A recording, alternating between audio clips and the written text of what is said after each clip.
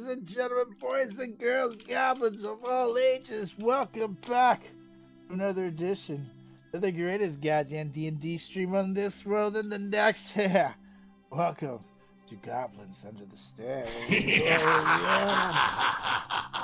You got Carlos Garcia, aka the nastiest dookie, and on the land, Captain Rampoon McNasty. Oh, yeah, but of course, I ain't here alone.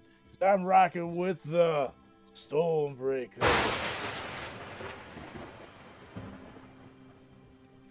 You got Langston Embershot. You got Manto Zermeister. You got Crick. And of course, to lead us along in this epic adventure, the greatest goddamn D&D DM in the land here, it's Nate Gonzalez. Take it away here.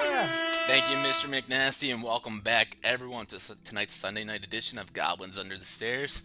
Our adventurers, the Stormbreakers, have finally made it out of Garadia after chasing the trail of these Gratz cultists and the valuable possessions that they were seemingly after, and some of the people that were holding on to these possessions that they were after as well. You guys were able to finally leave Garadia and head out to Arcaban, or on your way to Arcaban at least, to head to the Sandstorm Sprint, this race that you guys are preparing yourselves for. And of course, as you guys begin to prepare yourselves for this race and head on over there and get all excited and amped up for this, Warwick mentioned to you guys, or at least pointed out, that it seemed like perhaps wouldn't be the wisest idea to have your first time driving a vehicle like that be during the race. And with that in mind, it potentially, started to rattle you guys' brains on shit. Maybe what else do we need to prepare for? So with that in mind, of course, you guys don't need to be hopping on this right now, but that was the last thing that pretty much happened here as you guys begin your 3 to 4 day travel to Arcaban.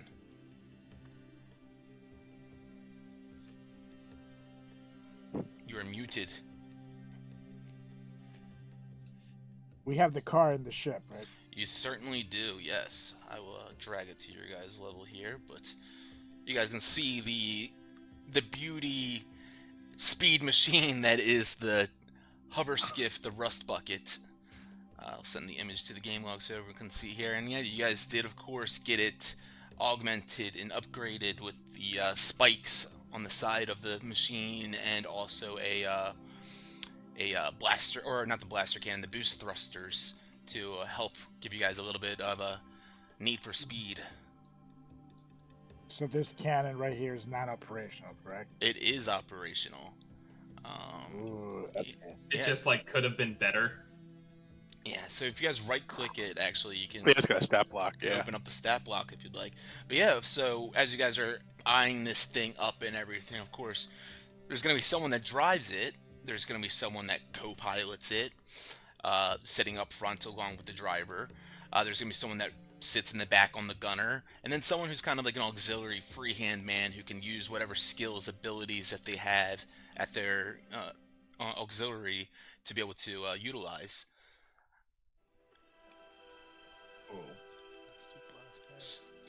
So originally, I was thinking I would be that free hand, can do everything, because I can hunter smart people and then shoot them with my bow and arrow type thing. But I could also do some shooting. Well, do we think that Langston should be that free person that has range to using any potential spells on the opponents? That's not bad. Does the spell have... Because I have really a good long range advantage. You think that might help with being the artillery person? Yeah, but my long range advantage is only with my longbow. That's the problem. Maybe we still should be all sitting in take the- a spin with it. Yeah, you could also be sitting in that seat, Rampu, if you wanted, and shoot with your bow as well. But it does have this blaster cannon that has a 120 feet range on it as well. It's fair enough. All right, I'll take that spot. So what would you do, Crick? kind of tap it a little bit. I might be able to drive this thing. I have so much confidence that he could do that. You know what? Crazy enough, it might just work. Quick, can you even reach the pedals? I kind of reach the pedals. As you look over in there, do you like your passive kind of investigation skills and your, of course, knowledge of certain machinery and things like that, you could definitely sit within the seats here and be able to reach all the mechanisms. And actually, as you're observing it, there actually seems to be input spots where part of your mechanism itself could maybe input and jack into this machinery as well. Here, quick, get your wiener out of there. That's called my input. We'll get your input out of there. Well, I think maybe we should try to give it a spin before we start the race. But I like what we have, so I guess that would be Manto on the blaster. I would sit in the blaster spot, you and then I would kind of take turns between the blaster and my bow and arrow as needed. Okay. Alright. And then I got the free spot. You got the free spot. Am I just the passenger princess for you, Crick? I thought there was 2 free spots. You more can sit me or others. The shotgun. So there's a shotgun seat, yeah, and then there's someone that would be like on the back, like on the hitch, essentially, like in a free spot.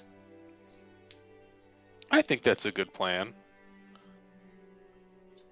In the hitch. No, you would be, if you're the You'd be co-pilot, you would shotgun. be shotgun. But you, of course, and then Langston would be the one. Of course, if you guys can decide how this exactly goes, but Langston would be the one on the back. When we say shotgun, is there a shotgun, or am I just riding in that front No, right seat? goddammit, the front fucking seat. Just wanna make You sure. already have a. Do you want another gun? You already have a gun. I guess Yeah, I got a revolver. Yeah. You do have a that's- pistol. Okay, so call revolver then. Is that what you want? You can call revolver. I like that. We'll call it All right. pistol. We'll call There's it there's 6 pistol formation. there's 6 seats in here. I got it. Good God. Crick, as you look over that as well, and recognize that you can input into the machinery. With that in mind,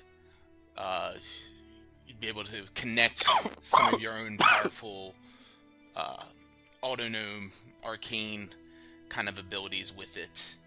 Things such as your defensive field, or your flash of genius, or your built for success. There's abilities that kind of are mechanical in nature. I think this is a good plan, guys. It'd be really cool with my revolver. Like explode on impact. Do I have anything that can help with that? Hold on. That could be interesting. That would really weed out the competition, you know. Ooh. I don't think I have anything like that, buddy. I think I can just kind of imbue you stone with, Well, one can notes. only dream. As long Rick, as I'm a pistol princess, I'll be okay. Yeah, you got that Rick, time. I think it'll be so. good to know once you start practicing this bad boy, get real familiar with using these spikes here that we attach on the side to attack assholes that drive up on us. I can see it does a ton of damage. That's a good point. I think we're gonna do good. I'm excited. So you guys are all chatting about this and everything. Garganel comes out from the Spelljammer helm room and acknowledges you guys looking over the piece. And it's like, well, I gotta say, this the Sandstorm Sprint of Arcabon, it's exciting stuff that you guys have gotten yourselves into. Do you know from experience? Have you participated? Oh, Are you a former champion? myself, no, I'm not a former champion. not of the Sandstorm Sprint, at least. And but no, the dwarf that runs the show there, he's got quite a reputation. So, Reputation how? Well, he's more of like a mountain than a man. He's an absolute unit of a dwarf. They call him Gristle, Ironjaw, Bramblebraid. Once was a miner on a long-forgotten asteroid that had a cave-in, and, well, he would have been long gone if he didn't chew his way through the rock and steel pipes to escape the collapsed shaft. The accident left his half of his lower jaw replaced with some reinforced adamantine plating, and his heart forever hardened. and let me tell you definitely don't want to collapse shaft or anything. Ranfu, I have a feeling you'd be the only one to know about that. But he's built his own little empire of sand and soot. You know, a little part warlord, part mechanic messiah. Oh, super. Well, He must not have met us yet. he certainly has not, Manto. But you guys do have quite a race ahead of you. These participants, they come prepared. In what regard? I mean, they are strapped to the maximum. You know, all sorts of custom modifications and war machines and things built for speed. They, not only are their machineries built and ready, but the passengers and the drivers themselves, they tend to do what it needs to win the race, if you catch my drift. So anything goes. I won't speak for Gristle. He'll, I'm sure, go over the rules with you all, but in most cases, from my understanding, yes. Oh, then we're chilling. I look at everyone else. I'm like, I feel like that's kind of the energy we were going into this with, right? Just kind of, like, come with me. Like, as I said, Crick, get real familiar with side-swiping motherfuckers with these spikes. It's Which reminds me then, Langston. yes, sir. Do you have any new or potentially explosive spells that I could put into my Stone of Reserve? That might come in handy. It could. The stone can hold up to 4 levels, right? Yes. Double check. 1/4 level. I think it's 4, or maybe it's Or- 3. It was 3 at one point. Maybe because this is showing 4 charges. I don't know if that happened from leveling up or what. It was 3 originally. It's 4 levels now. Yeah, Maybe- so maybe the 2024 rules updated it. Right? Cool. All right, and I think I had a fireball that you used when we had the one big fight. So there's That's nothing in there. that's level 3, right? Well, I can always just rearrange them as well. Well, I mean, is there anything in there currently? No, actually, I've used them all. I could interest you in a fun little wall of fire that might actually cause some disruption for this race. The only issue with Wall of Fire is that it really only affects them once. Like it's Wall of Fire, to my knowledge, would be permeable. It is, but it hits them when it goes, and then the minute they pass through it, it hits them again. So essentially, it's like a delayed fireball. Yeah, It slightly burns a little bit hotter. And Fireball's level 3, right? Yes. The only way I could up it would be if it could hold 5. That's the only. This is the firepower you got with what would not break the stone. I just Well, I'm wondering, in Wall of Fire is level 2 or level 3? 4. Level 4. So maybe I do a Fireball and one level 1. Okay. Do you have anything? Do you have anything kind So of burning, exploding? what you'll see me do then is I will like get this big ass fireball and like shrink it down into my hand, and then in the other hand I'll like let radiant lightning kind of flicker, and then I'll kind of put them into one and like push it into the stone.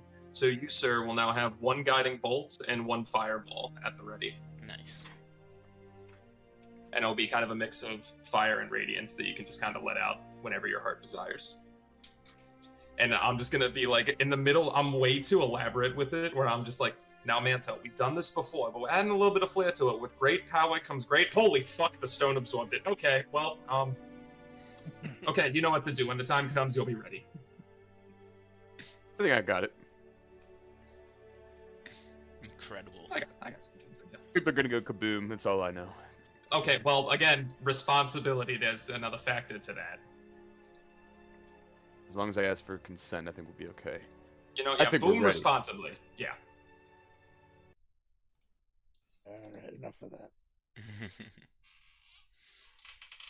So you guys are managing some sort of spells there and storing them inside of that iron stone for Manto.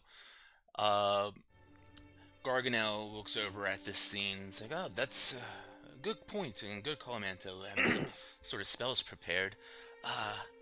And now sort of Rampu and Langston and Crick, if there's any sort of spells that you guys could potentially prepare in preparation as well, it might be helpful for you guys if you want to swap out your prepared spells and what have you for the adventure. Good call.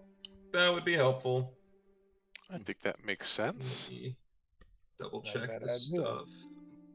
And We I have like think 3 should days before we also- get there, right? Correct, 3 days. Although I guess we're gonna do it all here. Yeah, it's fine. Yes, we'll do it in the evening, I guess. But All right, 265. we should also try to reinforce this bad boy as much as we can.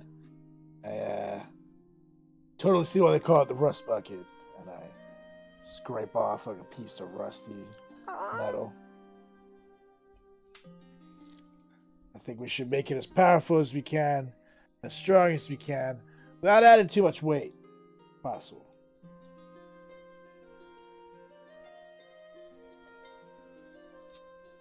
I What's think the- that's a good call. Do we have any? I guess I switched is spells. there any supplies on this ship? I don't think we really bought any metal or other hard surfaces. I have 999 ball bearings. What happened to the? Oh, that's right. A dog. The Uh-huh. dog. A lot of ball bearings. It's okay. It got swanton bombed for the one ball bearings vengeance. And I'm thinking about the ball bearings, and then I kind of look at our rust bucket. Are there like tires on the wheels?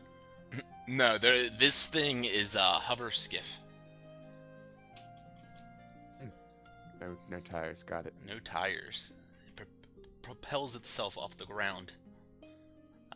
Not too high or anything. Go maybe 10 feet off the ground total.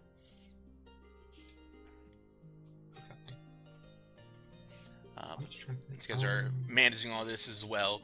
Garganel, and while we're at it, I guess if you mentioned any supplies down there, but I'm not sure if you all have any sort of items that you might think are useful, or maybe want to hand off to someone else that might have better use of it for the race too. Just getting all your, they say your chickens in order. I never got that saying. Chickens are nasty things. No, it's birds in a line. Ah, They're all delicious, bro. and You know, dirty. Rampu, we can agree on something, and it's But- not but- about eating me. You make a valid point. Rampu, I feel like this might come in handy for you, especially during the race.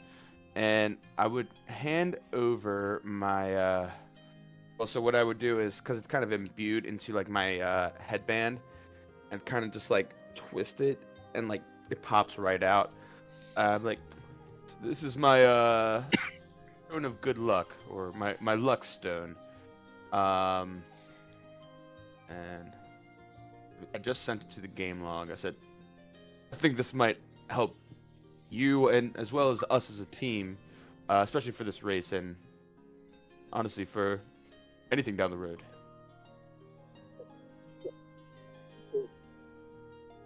Really appreciate that. How long does this last? Oh, well, the thing I was gonna do lasts for a minute.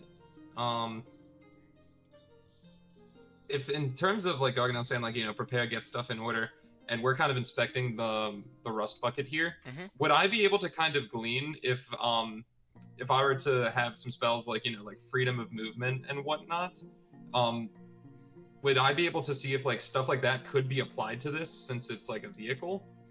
Yeah, send the description of, like, actually, I guess I can look it up. I'm probably looking on the spell page right now, not the thing. But yeah, freedom of movement, I believe, I'll would send be it to you something now. like that that could work. It does say willing creature, but I think in this instance, I would allow it to be the vehicle. And I guess like Sweet. with me connected to it, if I cast things on myself, would that go to the thing? It depends. Like, what Like- would you have in mind? Like expeditious retreat, double dash, basically, or like jump. For things like that, Or- I think I would have you make an Arcana check, and you know, on a success, it works. Okay. Do that. Because it's Crick manipulating the arcane nature within the machine, changing the code. Beep bop boop. He's inside the So- Par for the computer. course for him. Would I be able to, while I am sitting in my compartment of the ship, Mm-hmm. use the cordon of arrows spell? If I like put them kind of around me, like, You're saying like what during the race? correct. Let's see. On the Sounds like ground, a blah lot blah of blah, until the spell ends, ammunition can't be uprooted, and whenever creature. So yeah, you could like place them on the vehicle itself, so that if like people like you guys like booby trap the vehicle essentially. Yeah, essentially. So if anybody drives up against us, we'll have 4 arrows they got to deal with first. Yeah, I mean, yeah, if you Cool. could trigger that if you wanted to. Beautiful. Okay, good to know. Yeah, you just have to figure out, you know, that is an action to cast that spell or whatever. So you know, of course, you guys figure out what's the most fun for you guys to do during the race and what you know what makes the most sense. Totally. I think that would be fun though.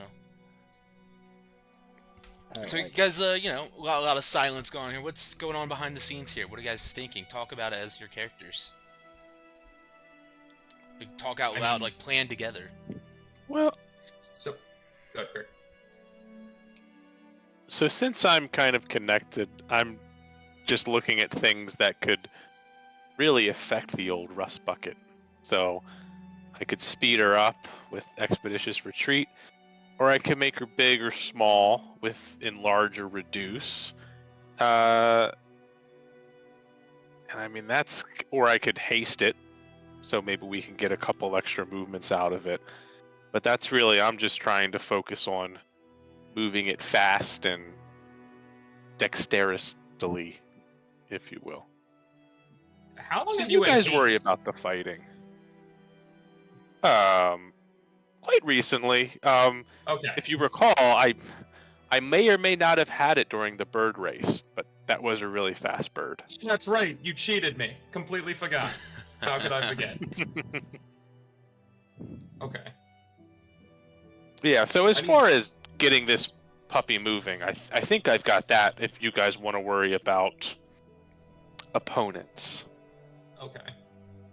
I mean, if we're talking what I can provide, you know, other than being, you know, magic fingers and healing everybody as needed, I can kind of just run full interference with the other people. I can make them blind and or deaf.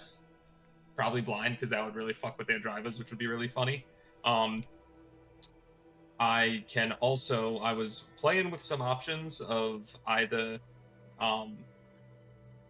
doing something that would basically make them be friends with us, and I could convince them to slow down if people's ahead of us and we need to get past them.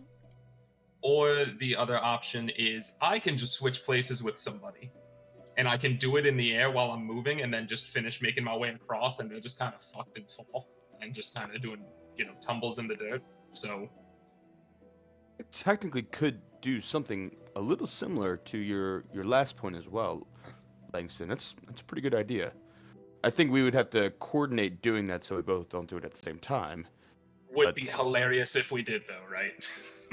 But actually, maybe it would be in our best interest if we did that. Like if we noticed like a car or a vehicle nearby us that had 2 seats available, and we just teleported there and started raising hell. Yeah, and then we just would let everyone else be able to handle the ship on their end. So I'll do that, and Go ahead. after Finish you, we just what? The only thing is, we would just need to be careful with crashing the vehicle and injuring ourselves. We would have to teleport real quickly. I think we could do that. Nonetheless, guys it would get be us killed. any sort of hindrance to them. Oh my god, yeah. I love this. This would be fun. And then the last thing I have is just kind of I'm gonna call it the piss off spell. It essentially was just gonna let me be able to release arcanomagnetic. I thought that said arachnid this whole time. I can't read for shit. Arachnomagnetic? Spider Yeah, energy. that one. Yep, that pretty much doesn't let spiders near the ship. We're fine. But it pretty much will make it so attacks towards us may have disadvantage, and might not be able to see us as well. Is there any way to reimburse? And this is kind of a question more geared towards Langston and Crick. Is there any way to reimburse the rust bucket in a way that we have almost like a shield bubble around us? How long does this Like last? a magical bubble? I don't really I have think any bubble. I could always put blur on it like I do myself, but I don't really have that much magic. I can give it some extra boost. Like where our heads at right now, guys. I can absolutely give this an extra boost. I also got a couple tricks up my sleeve. What you got, Rainbow? What you got? When the time comes, you guys will see what I got. Okay. So then I step down, back over here, and I call over Jake, and I say, Smell it. I look over here, and then I go, Shazam! And then I cast a fog cloud, and it just takes up the entire front deck, and it's holy super shit. obnoxious and annoying. And I sit there laughing because no one can see anything. Oh Like my that a god, lot. that'll be so much interference. I can't even And I see.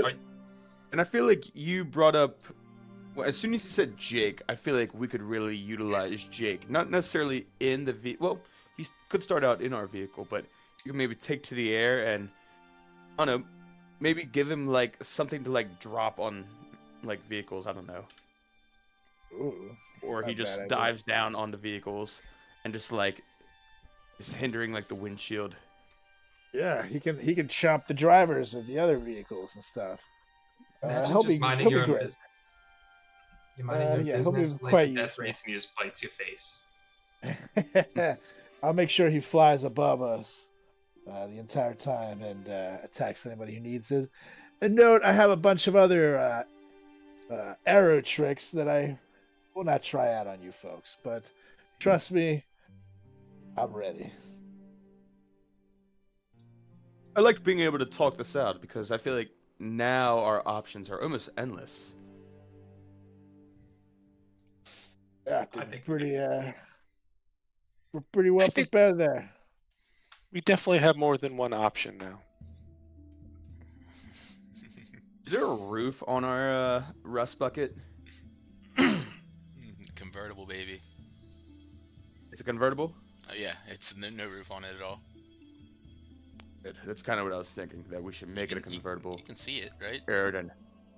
Yeah. Yeah, so Manto can like Hold on, I was lean out with his gun and like shoot people, right? Okay. Oh yeah, I see it now. Yeah. Oh yeah. Oh my god. Top down. I kind of asked Garganel or them. We wouldn't happen to have any little bits of what is it? Adamantium in here, would we? I just need a little. I don't think Crux just carries around adamantine around. I'm sorry. One of the most expensive, valuable, precious metals, and I was thinking maybe part of the ship already. part of the ship is already made of it. No, I'm sorry. Don't think there's any around here, unfortunately. Valuable stuff. That's fair. Do we have any other ideas, guys? Because if not, I'd like to do something. By all means. Gargano would chime back I'm in just real here to quick support. as you are asking that as well. Rampu, that smoke cloud was impressive. It's a good way to deter and slow down potentially any other racers and enemies. Do you have anything else like that could potentially be of use? Slow down anyone, or get a group of them all at once. I have a couple of tricks with my arrows that should work. And then I show him.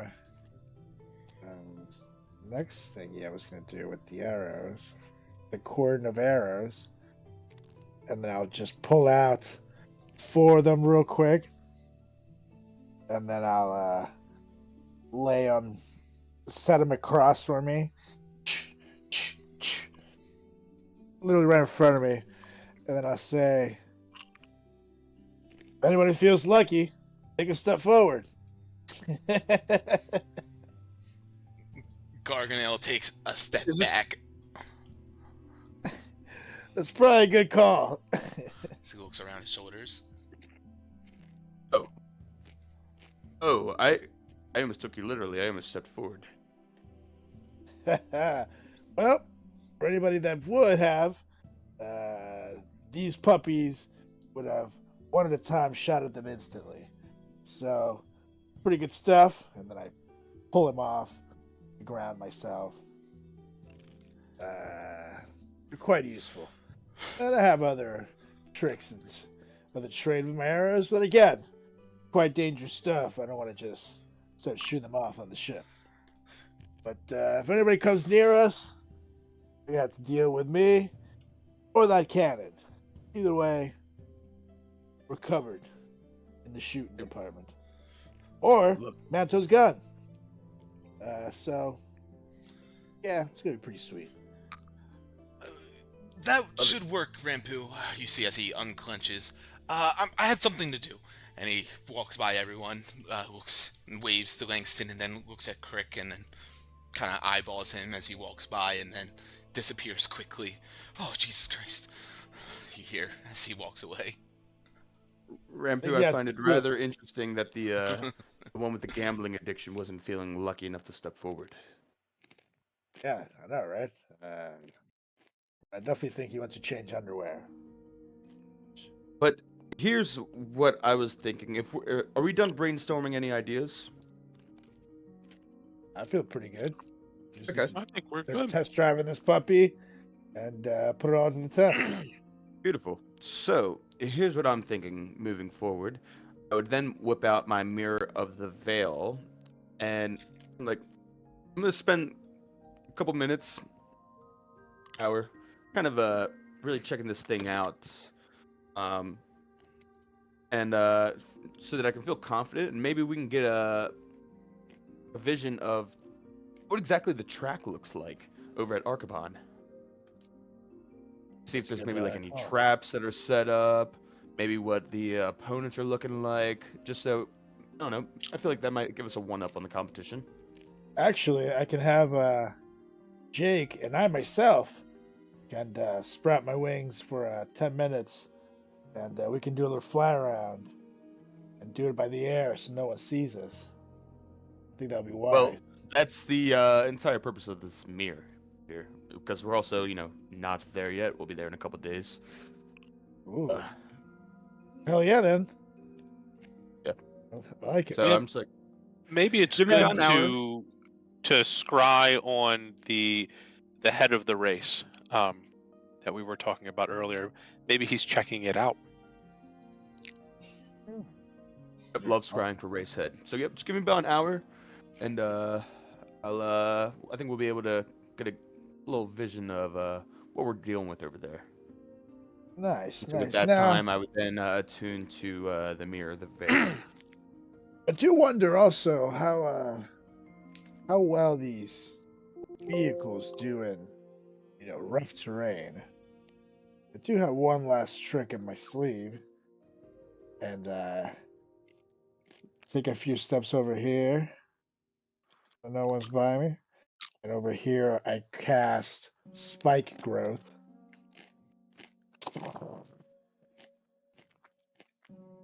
Ah, Just That'll be useful. that right That's there will cover 20 feet, 20 feet radius, which means Well, hopefully it'll pop a tire or two.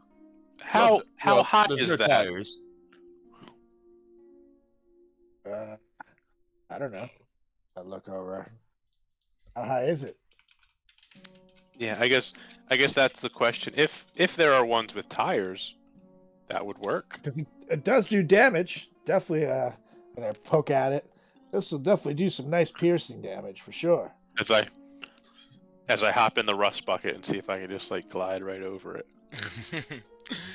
You hop on in the rust bucket, and the spikes of this spell are jutting up out of the ground, thorns and spikes, creating this massive area of this, rough, difficult terrain. As the rust bucket begins to glide over, it definitely, at its initial height, would scrape clear over these spikes. Like, the spikes would scrape against the bottom of it. And actually, you guys, only Why don't do because Rampu has shown you guys these spikes, even are you able to even see them. If he wasn't able to point them out to you guys, they'd almost look part of the ship's ground here. So it's not something easily avoidable, is what I'm trying to say. So I think this will Very nice, come in Pepper. handy. Let's That's a rock, good boys. idea.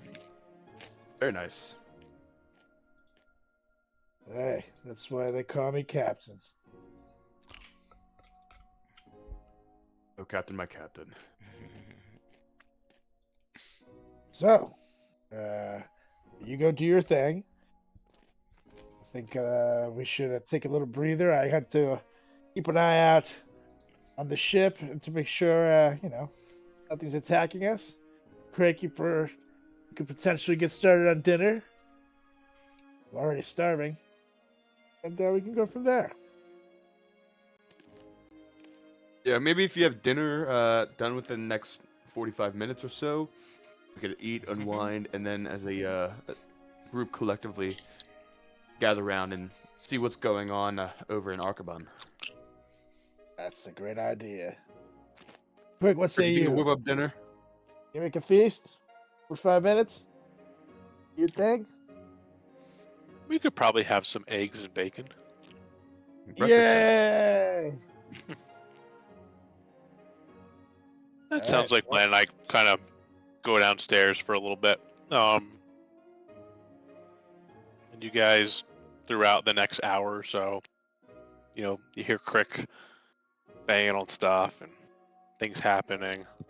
And then after about an hour, you hear him banging on one side, and then at the same time you hear like another noise, like you hear 4 bangings going off in different areas of the kitchen now. It's a little weird. I don't know I don't even know what the hell that is. I don't care. As long as it's delicious.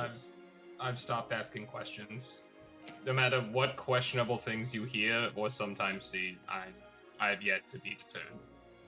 Hey, he's yet to let me down is the thing. So, Yeah. so far so good.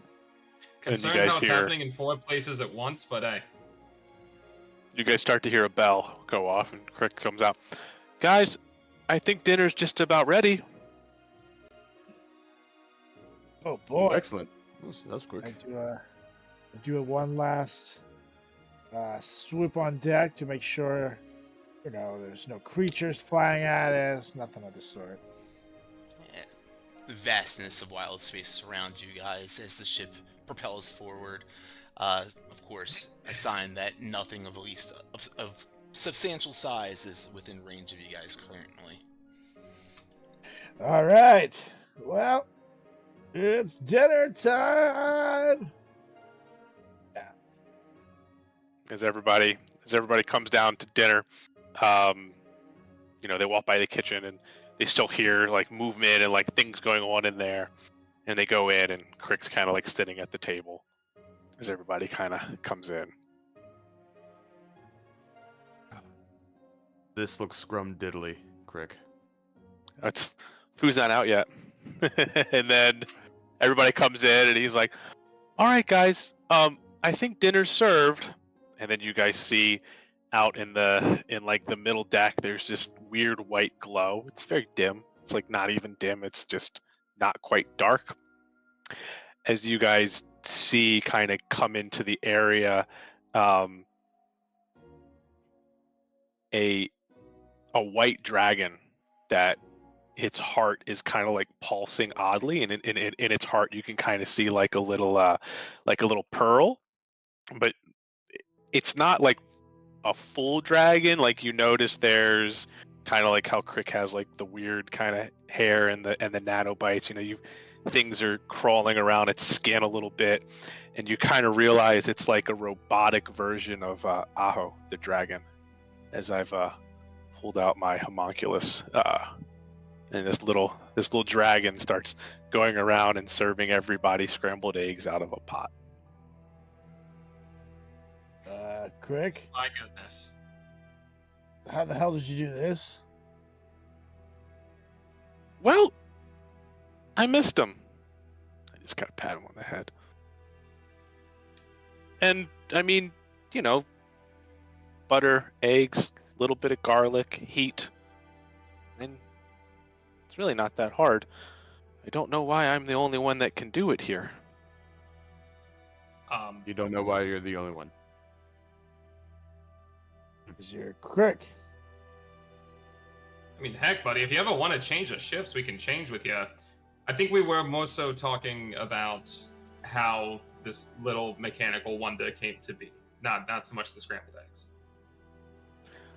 Oh, well, that's simple. And I just kind of roll over and I like tap its chest, and you see floating in it is this like pearl. You just have to focus it.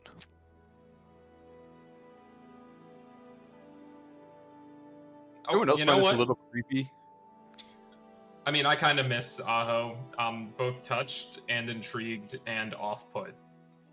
And Langston just thinks about focusing on something and just stares at a plate and tries to make it float.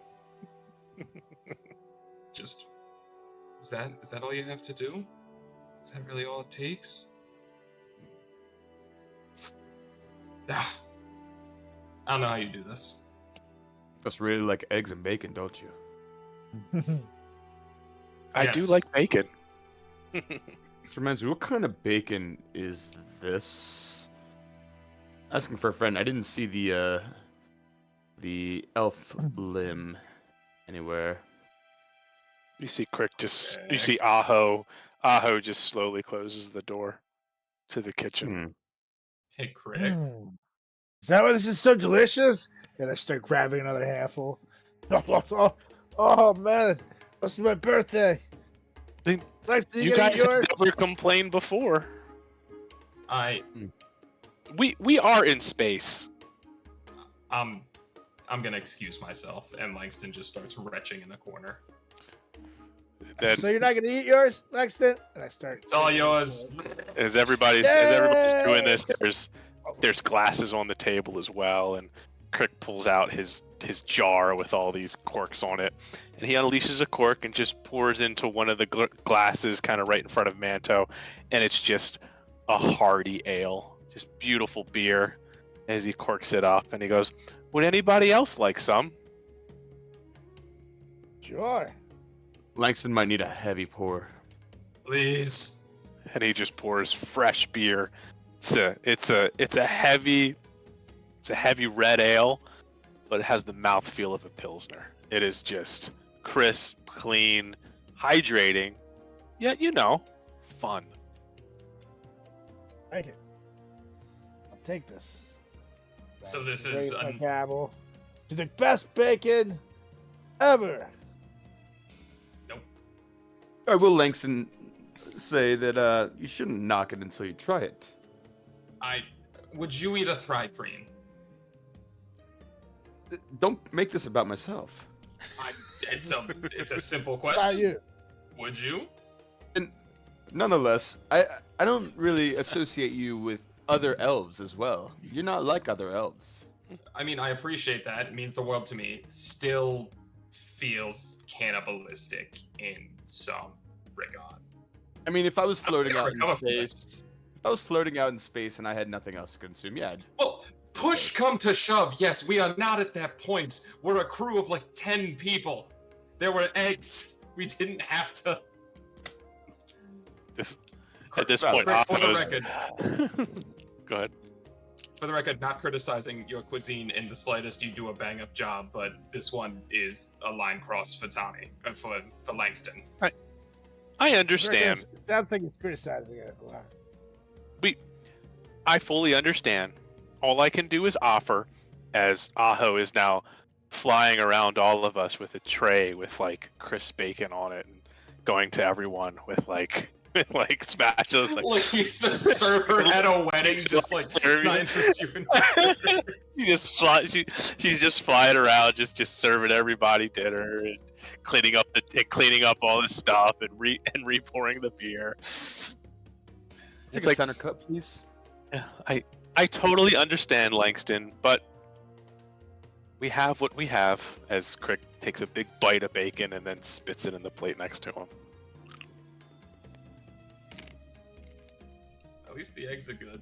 And then it looks at Crick and hopeful. There's nothing in the eggs based on how he described them earlier. He just kind of looks back at you and looks at the eggs and just eats the eggs. Buddy, Just- buddy, I need some assurance at this moment. Well, unfortunately, we ran out of butter, so I had to use grease. From what? Aho flies right next to you, offering you bacon again. Okay. I'll take some. I'll take some of that. Rampu, you can have my eggs. I'm just Well, Yeah, until I'm- double eggs, double everything. until I'm passed out at this table. Do not stop filling this cup. Like, it just gets absolutely obliterated. Take it put easy, all his Langston. We have to food- check out what's going on in Arcaban. I As I can do put it all his hungover. food I into my don't plate. care. It's just good to be captain. I scoop all his shit up to my plate. Incredible. No amount of alcohol can help me with this. Well, I'll just say, Crick, make sure you make this again on the reg. I love it. Well, we're almost out of bacon, though, so we might have to re-up somewhere. But absolutely. Maybe an Arcaban. Langston tucks his That's legs a inside good his idea. shirt. Which reminds Well, me, you is know. everyone satisfied with the dinner, and maybe move forward with our evening activities? Yeah. That's I what think it that's is. fair. All right, All right, everyone. hold on. gather- And actually, 1 second. And I take another handful of the bacon. Okay, now ready. He's got to get full eventually. He said he Ready, has ready to. now, Rampu? Take one more strip that's left on the plate. I mean, if no one's gonna finish that. Okay. Hey. All All right, everyone, gather around. And I pull out the Mirror of the Veil, and I'm like, all right. I'm not really sure. how to do this, but show me the racetrack at Arkaban. Mirror, mirror. It's as he's doing this, I'm looking at the etchings on the mirror and trying to kind of help him through this process. So you guys are both observing this, and Manto just kind of shouts at the mirror real quick after sitting with it for an hour and sensing its potential. The cloudy glass on it just stays stagnant. Nothing swirling or moving about. Crick looks on over, and Crick, you would know that to use this scrying spell encased within this mirror, you need to target a creature specifically. Like I said, I think we need to target the head of the race. Ah. Oh, Iron Jaw Gristle. Okay. Show me... Go ahead, before I start. Would Crick know if so? What was it? The one guy who knows of him. Would he be better helping than Crick? Like, would Crick have because Crick's never met this person before. It really wouldn't matter as much because it's Manto, the one casting it.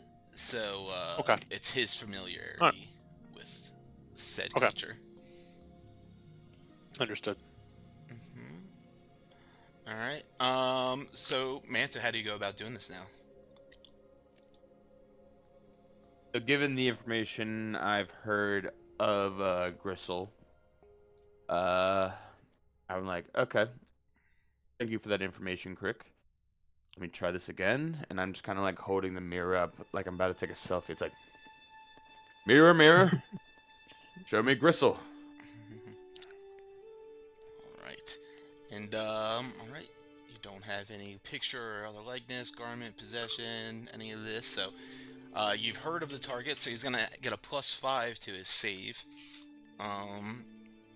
Plus his normal modifier. So, as you shout out to the mirror and hopefully try to get a visage of Arkaban and Gristle within it, the clouds within it begin to swirl and move about, shifting and churning some sort of deep arcane energy. Sorry, that was to self. I'll send you guys a screenshot of what I rolled. And as quickly as those that smoke begins to churn and the kind of haziness of the glass, as quickly as it becomes stagnant once again, as your spell does not get through. Son of a bitch. Anyone know what he looks like? Any more information on the guy? Unfortunately, I've never met him. I haven't either. I mean, would I gather? Because I mean, I can also attempt to scry since we have a few days of travel. If I were to kind of hold hands with Garganel, who can describe him to me as I'm trying to concentrate, would that help? And vivid detail, or would it be kind of a similar attempt? Do we think Garganel could draw a little picture, maybe? That would be really funny. Oh wait, would Gristle have designed the flyers that were hung up all through Garadia? Would that have been by his hand and mass production by any chance? Make an investigation check. Investigation. That was a 9 tickle ya. A 9. These don't seem to be made by the leader of Arkaban. These are definitely some lower hands work. I figured not, but hey, when you're at the top of the Empire, sometimes you want to get your own hands dirty now and then. So.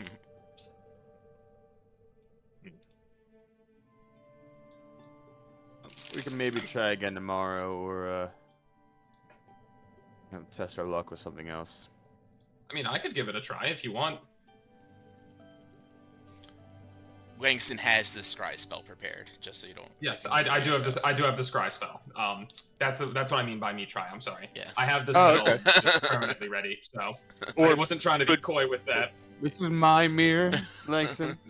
I I wake up understand. and look at myself every morning now with this mirror. You see Langston just put his hands together and his eyes roll into the back of his head, just to kind of be like, "No, what I mean." Okay, hold on. Why not? If you want to try, I was almost thinking. Well, yeah, if you want to try with Gristle, by all means. I was also thinking that it might be good to, whether we do it before the race or after the race, check out what's going on. Over at where did Bashir and his guys go? I think they're on their way to the Shadow Exchange, but I don't know if Yeah, they've the gotten Shadow there yet. Exchange. At least we know what Bashir looks like, True, and I had and an we exchange have with his him. his tome. We do. You know Could- what? Let me try my hand at that then. Oh, wanna do go, that? Crick. Maybe tomorrow could Garganel try looking at the mirror for a bit? Because he does know the guy. True. That's a good idea too. All right. Well, But then let me try to check I on. agree. Yep, we go with the tome. Let me try to check on Vashia, and you'll see me just put my hands together, and I just am chanting, "Scrap, scrap, scrap, scrap, scrap." Oh, and then the eyes just roll into the back of my head. Alright, as you focus in on him, and so it's just the fact that you know him essentially, right? Is what you're using on this? And like the ledger he had from Okay. from the office, So you kind of had that using out that as then. well. Okay. Yes. All right. So that will be a -4 to him. You don't know him well, so met the target Nice. +0, and then garment or other possession. So that'll be -4 on his wisdom save that he makes. Good with me. Let's see. DC is 15. All right. That's a 12 then. Yes. Woo! Let me see what he's doing. All right. Let me see what Vashia doing. As you What's up, homie? use Manto's mirror as your scrying mirror as well to glance into another area of existence on the same plane, the clouds begin to shift once again, swirling about until you see kind of an overhead view of inside of a dark wood cabin of a Spelljammer ship. You see a man with long, kind of shoulder length black hair kind of pacing around on the floor, grinning and kind of muttering to himself. You hear a knock on the door, and he kind of spits up and looks over at it, and the door opens up immediately, and you hear, let's see, is it sight or just, it's just sight, or is it hearing too? Let me see. You can see and hear through the sensor as if you were there. The sensor moves with the target remaining within 10 Cool. feet of it for the duration. Beautiful. You hear as the doors open up, Sir, Vashir, sir, only 2 more days until we reach the exchange. We have made contact over there, and we'll make sure that everything is arranged. Good. Good. I can't believe we let those imbeciles just infiltrate and mess with our plans. I'm glad we left them back in Garadia. We'll make sure that he can't mess with us anymore, and Grotz gets what he's deserved. And if not, you all will get what you deserve. They all kind of look back at him with serious, kind of solemn faces as they give him a nod back. Well, what are you doing? Get out of here! And they close the door behind, and he just kind of shakes his head about, pacing the room still. I hope Othara is ready as well. The Grotz is supposed to pick up the next shipment, but if he hears what happened, it's gonna be my ass too. Think. And you see him kind of pacing the floor a bit more, and after a couple more minutes or moments, the vision fades out.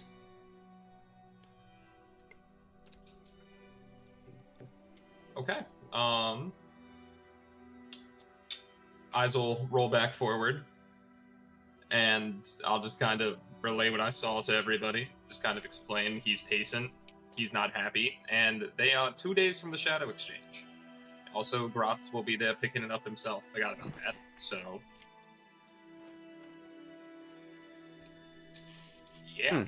The mention where of we're at. Gratz, He didn't look good. he brought up Althara first, which you guys Yes. might have know where she is. In addition, She's the one who like oversees the Shadow Exchange, right? the Abyssal Mirror. The Abyssal. Oh boy. Okay, so excuse me. All the big wigs are pretty much going to be at the Shadow Exchange for this time. It's great. The only issue is being able to find where the fuck the Shadow Exchange is. Now, granted, we'll be in Arcaban or on our way to Arcaban within that amount of time. But maybe on our way out of Arcaban, and try and find the Shadow Exchange. And if we're lucky, maybe they're still there. If the Shadow Exchange is filled with shadowy creatures, maybe some of these people at the race might even know where it is. Wouldn't hurt to try. Gather some intel on that. It may be worth asking around. It's not a bad idea. Either way, I think if we were to try and thwart it at the moment, all these lodge players will kind of be there. We had a hard enough time with one dude with a torch on top of it. So if we're gonna go in, we need to establish something before we make any decisions. I just said you guys something Understood. to clarify it if I wasn't if that vision wasn't fully clear. So yeah, Althara has been mentioned to be at the Abyssal Mirror to you guys, which is different than the Shadow Exchange. And she will be at the mirror, which is where he just mentioned the Gratz would be Gratz will actually be at the mirror. picking that up. Yes. So again, the Dark Prince, the person who is the biggest threat, would be there. So if we're gonna go in, we would need a plan. So Gratz, yeah. Well, he would be at the mirror. At the mirror, we not could the go Shadow. to the Shadow Exchange. Yes. That's what I mean. So, I mean, well, the end goal is the mirror, isn't it? So. Yeah. Just Yeah, I think we wanted to could relay to probably go everybody. to the Shadow. Yep. My eyes hurt. I don't know. That was the first time I've ever tried that. Holy crap, my eyes are sore. Probably need a little protein. You know what? I probably do. It's a shame there's none of that left on this ship. Hey, I It offered works. you bacon, and you said you were not going to eat it. That's all on you. And for some reason, it's still just unheard of and misunderstood. Why? Okay, don't say. God, that's a jump scare of a thumbnail. Meant to send it earlier. Elf Kid. The best one.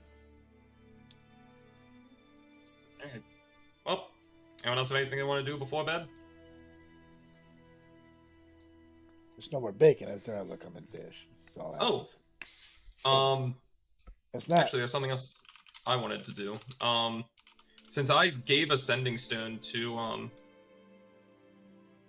crap, who wants to do it? Stormwreck. All right, continue. Could I just relay what I saw and what I heard in a sending stone to Gorak back on Goradia? Since I picked up those sending stones and threw one at his head before we left. Absolutely. You had 25 words, and it's a once-a-day use, so do what you gotta do with that. Scryed on Vashir, heading to... Scryed on Vashir. He's going to Shadow Exchange to... okay, no, I'll leave it with that. Hold on. I go at Backspace, that kind of backspace. now 5. Manto says hi. We're at 11. Althara and Gratz will be at Abyssal Mirror. Go Wait, with caution. 8008 I35. And then the last three will be 800. So he thinks it just says boo. Ah, damn it. I ran out of space. I don't know what you want from me. Responds. Or space. That's At- pretty simple to tell. After a few moments, you feel a kind of a buzzing vibration in your hand coming from the sending stone. You need to stop taking vocal lessons from Crick. I appreciate the intel. We will utilize this the best we can. And we'll keep an eye out on Garadia and send message if... And kind of cuts off there. And I can't send anything back. Mm-mm. So I'm just like... And see, this is why I was counting out. You gotta be careful with your word. At least we got boo in there. That's right. Fair enough. We got boo. Alright. Well, at least he's on the same page. Yeah. He's on the up and up, so... And now Side and he's side. he's aware of Vashir. So I think that gives us consent to do anything we want to him. I agree. I mean, yeah, I would kind of like payback for him unleashing a Bulgur on us. And never breaking a smile. So, you know. All right. So same thing tomorrow. Yeah. Stop it. All right, everyone. All right. As you all head to your bunks for the evening, find yourselves getting a nice long rest. You guys can all take a long rest now if you'd like. On your second day of travel, you guys have handled a lot of things now.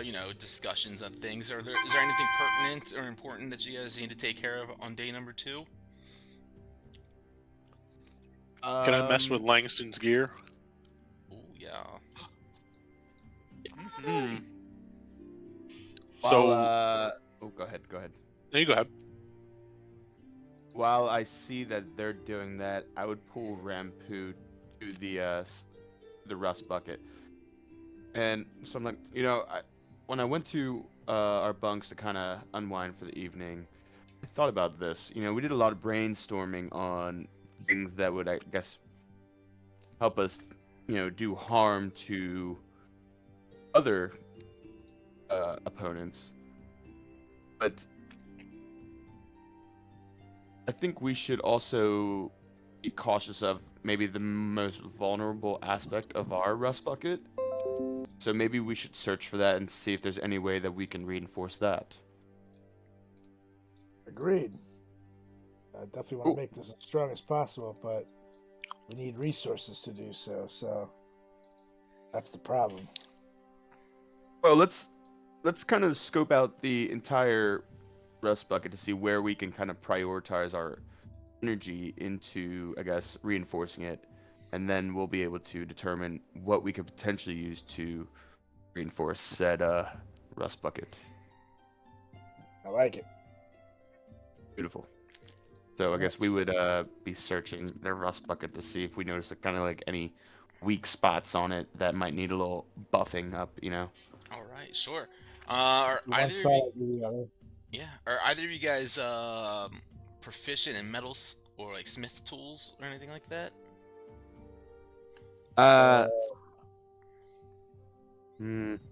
Tinker's Let me tools? I don't see. think so. I think we got the war gong, and I think we got thieves' tools.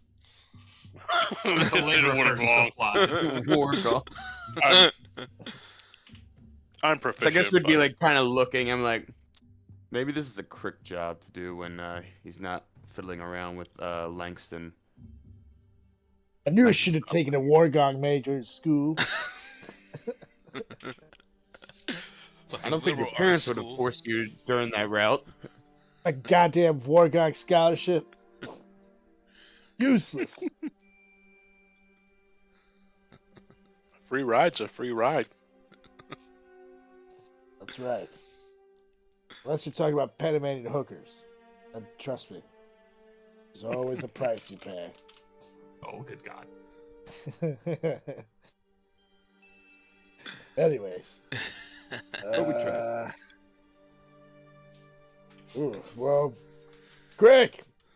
I call him over. He's busy right now. Let him do his work.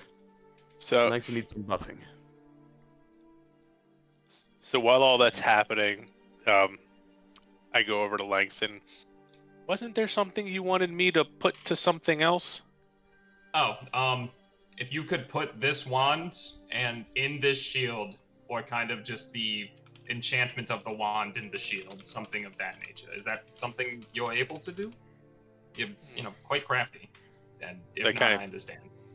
I kind of take the wand, I look at it a little bit, and then I kind of use my just general senses, and I kind of realize like all of the essence is coming from like a single point in the wand. So I pull out like a little tool. It's like it looks like an ice cream scoop with like 6 other ice cream scoops around it. It's my tinkerer's tool, and I go to put it right up against that little area, and then all of a sudden I hear crack, and I just like scoop independently as I try to unsocket the thing. Incredible. So that would be it's Arcana, or no, it's an int roll plus 8 because I'm proficient in it and I have the extra thing, so it's 28. Nice. Beautifully done as Crick kind of slips, but built for success. This machine is he still unhinges that socketable part of the wand from it, and you have this raw kind of arcane piece that can be fit into his shield in whatever capacity Crick feels fit. And then I guess they're calling me, and I kind of like take your shield. I don't know, like, what's the shield look like? I mean, it's the one I've had for a while now. It just is like almost simple in its design. It's like red and white, kind of like split down the middle, with like a little crest in the center of a kite shield style. Hmm? Like a kite shield. Yeah, like a style, knight shield or buckler. Yeah, kite shield probably. I'd say like a kite shield, and then in the middle, because of like my upbringing and everything, and the fact I didn't know for the longest time like who my deity was or anything like that. It just has like my mom's like embroidery shop symbol in the middle of it. So whatever like sign she had for her like clothing store is just in the middle. So I would imagine, hold on a second, what was that? So after that, I've got the kind of little like sliver of magic kind of radiance hitting, and I kind of look at your shield. Well, I guess they're calling me, so this might work. And I kind of put it like right like in the upper left-hand corner of your mom's crest, and I pull out basically what looks like a rubber mallet, and I just hammer it directly into the shield until it stops moving, as that's my smith tool. And it just kind of like, it's like a spike, and I just put this big magical spike right in the middle of your fucking shield. And it just starts kind of radiating across the shield as it puts its power into it. And that, oh my goodness. That'll hold for now. Maybe we could spiff it up later. For now, this is awesome. Thank you, Crick. My god. I was always curious how enhancements kind of worked, but rubber mallets, huh?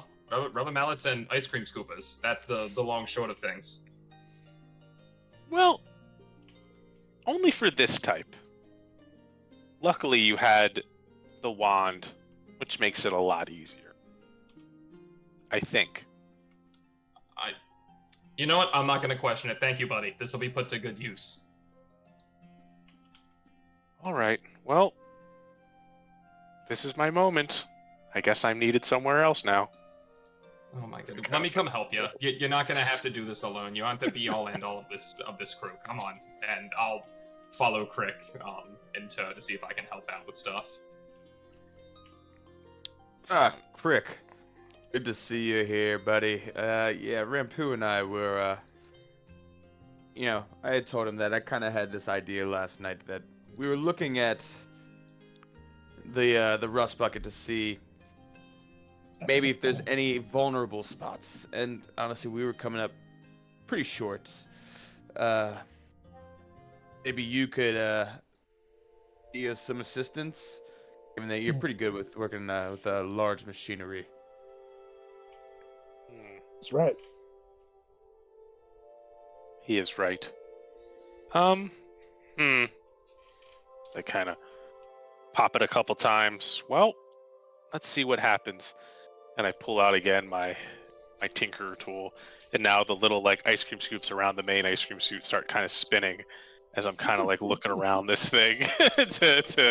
I'm just kind of like poking and prodding. I pull out my hammer. I'm like tap tap tap, and like they're spinning around is kind of like one of those like table saws. It's just kind of like going across it, then I hammer it shut, and I just kind of give it a once over. Incredible. Make an Arcana check as you do that. And I guess if Langston is well, that's a 25. But I was gonna say if Langston's helping you, you can get a help action on that, or have a Langston reroll. Do you want to roll for a nat 20? Yeah, might as well. Let's see if we get something real fun. 19. All right. As you're scanning. I'll tell you what, about- though, I will roll for a 30. So I'm gonna add 3, and then that. So that's a 32 now. All right. As Crick is observing this machinery, the rust bucket, so it's been named, this thing has a very kind of lightweight, kind of flimsy frame to it. Definitely not the most polished and well-constructed piece of machinery that Crick has ever came across. And with a few moments of observing it and investigating it, and with your expertise, you are able to do that. You're probably able to spend some time, maybe everyone working together and fixing kind of the kind of ramshackle way that this thing has been pieced together, and get it a little bit more sturdy, a little bit more race ready. And you have a feeling that would help you at least keep this thing from not falling apart on you guys. So I imagine it's hovering off the ground, and I'm on my back looking at it, just kind of like a mechanic in a car shop. And I just kind of like scoot myself out, and I look at the guys, and it's like, guys, in the kitchen, there are 7 large pots and some coal. Bring it up here. I think I found a spot. Yes, sir. What could you possibly need 7 pots and coal for on the rust bucket?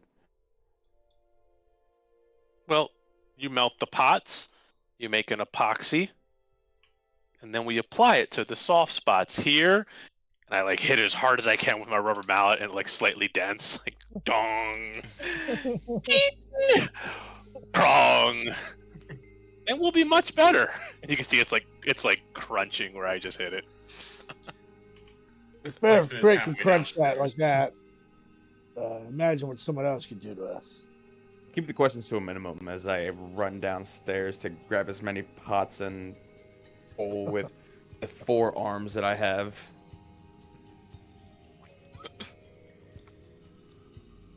Crit cast like heat metal on like all of the bowls together, that they all just kind of mold into this giant like lead ball.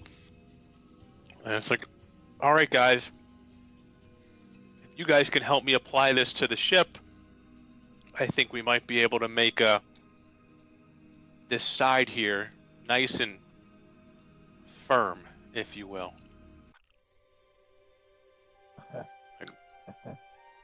Rampew's pretty good at that, so I can have him do that. Fair, I'm more of a war guy, so again, Langston and Manto, you guys might want to go ahead and do that. Guess it's fair. I do have 4 arms. I Again, when got there's the a war magic. gog issue, your captain's got you. But more of a big picture kind of a guy. I mean, yeah, I don't mind handling stuff like this. So if you need to melt more metal, I do have 999 ball bearings that could be smelted down into something for you. You've already lost we're- one. Stop being so willing to pot with the rest. What the heck? You lose one, now suddenly you don't want to keep them? I imagine we get the whole want thing done, and then there's like 2 inches more that we need. I just look at Manto. I'm Do you have willing maybe to part one of ways those with ball one bearings? more. Absolutely. And I look at Lynx. I'm like, he's here in his mind. 998. Crazy. I remember when there used to be 1,000 of those.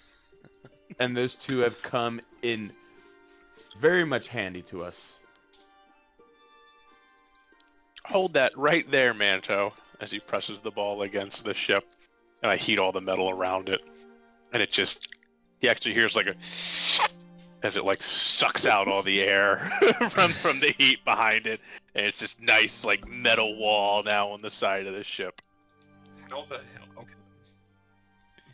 Incredible. Yeah, as Crick gets that finalized with all of your guys' help over the course of a few hours, you guys working on this, probably most of the day, honestly, you guys are able to get this thing that prior you're able to grab onto the siding and hear wobble back and forth. This thing is steadfast now, sturdy, and this jerry-rigged ability is no longer. And you guys have added one to the armor class of it as well. Ooh, I'll take that. So no more What's disadvantage 15 on the now? con checks to resist any damage, and 15 AC now. What a win. Oh, I'm sorry, 14 or. It says 14 yeah, in the so it in should the be, I think patchwork. it should be 15. Yeah, delete this. Okay. Awesome. All right, the travel continues on. Then, anything else for this day that you guys need to do other than I need someone to roll me a d20? I guess the only thing is, do we think the rust bucket is fitting now? Well, I think we put enough energy into it today.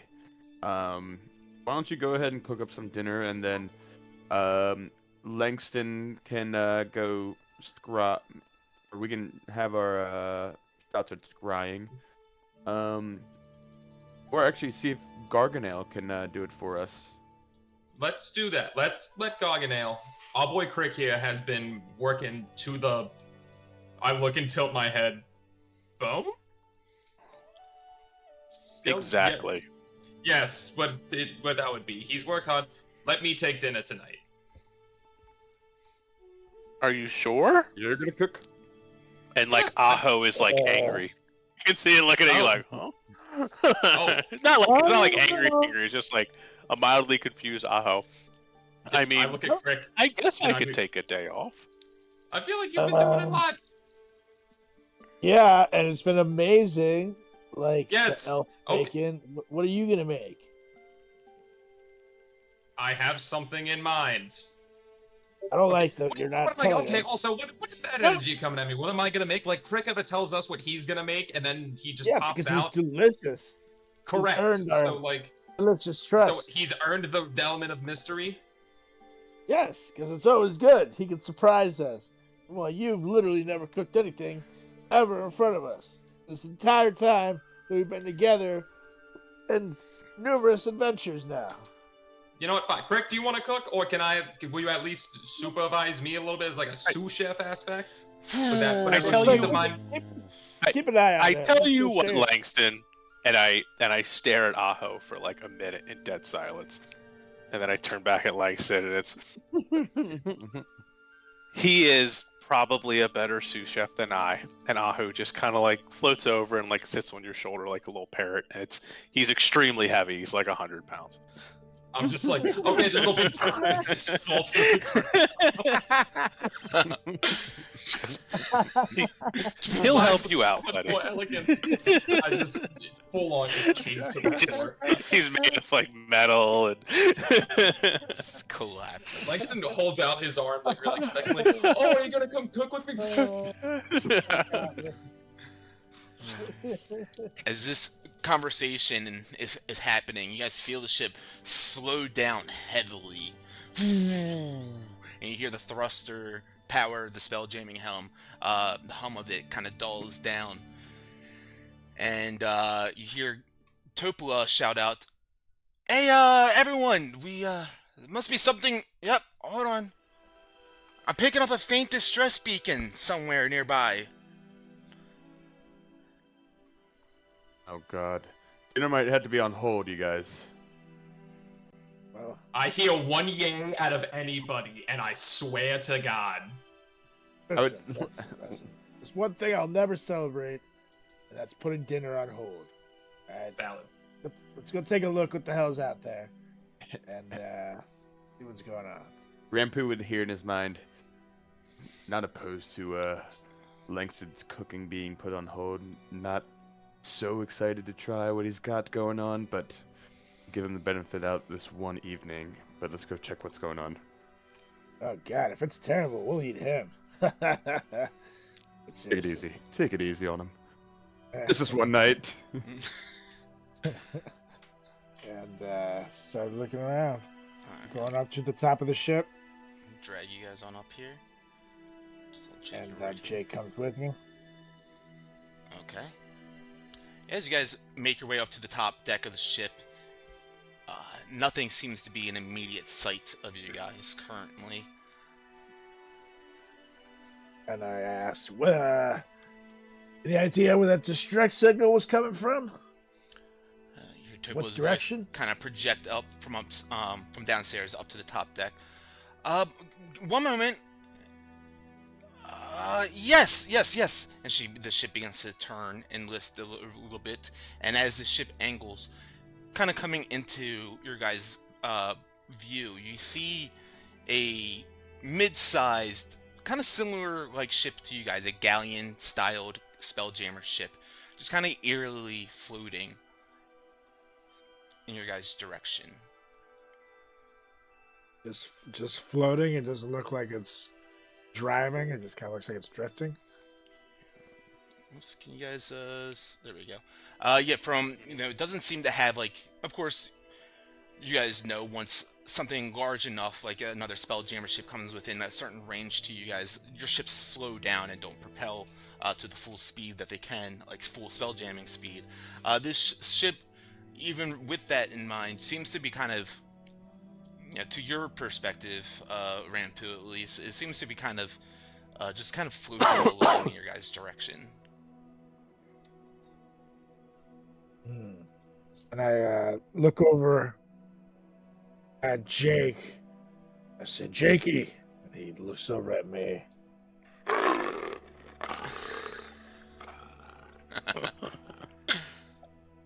Nice. You got to fly over on the ship. Tell me if you see anything. And he does his thing. He's going to fly on over. He's not going to land, but he's going to just do a cursory flyover to see if he sees anything, anyone, if the ship is abandoned, what the dealio. Absolutely. As the ship seems to be heading in your guys' direction pointedly, but still not like in a fast kind of hasty movement. Jake flies on over to observe the scene, and what he sees over there when he gets over there is a ship full of humanoids, 5 or so on the top deck that he sees there, and all kind of just moving about and doing their task. He would then report that to me, fly on the back and report that to me. That's there's humanoids, but they don't really look dangerous from the sound of it. And even as Jake flew over, one of them kind of looked up at him and even gave him a bit of a wave too. Polite humanoids. Let's kill him. Well- Nah, just kidding. They sent out a distress signal, but it looked like business as usual. Ship flits closer That's and right. closer to you guys until it's almost bumps into you all. All right, that's suspicious. And you see have the to- man on the edge of the deck there, as Rampu is starting to get on edge, comes up over to the edge of it, begins to wave over to all y'all. Hello there, friends. I said, ahoy. You sent a distress signal out? Oh, Our apologies. Must have been a mistake. You accidentally sent out a distress signal, and it's still on? Hey, Simon! Will you turn the distress signal off? He shouts down to the deck. It's not a issue. Just distress signal come off? Or is it still... After a few Wow. moments, eventually the beacon goes silent. Something about the way these guys are interacting does not sit right with me. Does the few while moments seem like it's something that it would be take something to walk over, or someone trying to figure out what the fuck the button would be?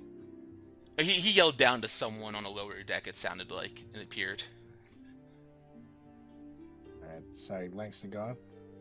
Do the way they're like interacting is super like weird to Langston. While this dude's coming over to greet us, is the crew still like actively moving stuff and working, or are they also like stopped and focused on this guy? You notice... actually, go ahead and make a perception check. Okay. What the actual hell? I Okay. like 9s tonight. How does a 9 tickle A you? 9 for Langston.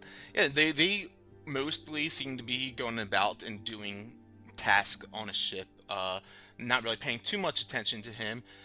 There is one person kind of nearby who seems to be more intrigued than the others, but nonetheless, most of them seem to be just going about their work and whatnot. As the man kind of leans over the ship, says, "If you would like, we are a merchant vessel, the Silver Lark. We have plenty of food, drink, and lively conversation."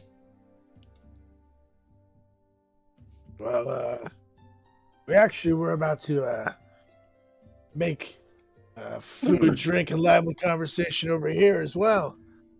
So I think we'll pass. But how come you guys are just floating out here? Well, I could ask you the same. We are a simple merchant vessel. Look for ships such as yourself that may need goods. Yes, but we were driving somewhere. You guys were just aimlessly floating around with a distress signal on. That is funny. Does anyone think they sound funny? I'm using the exact same cadence as them. They don't sound normal, Crick. They don't sound right. I make my way over to this side of the deck so I can catch a better look at the guy. And then I'm going to say, so, where exactly are you from, friend? We come from the Rock of Brawl. Oh, yeah? Were you, made there? Made? No. We are Oh. but men.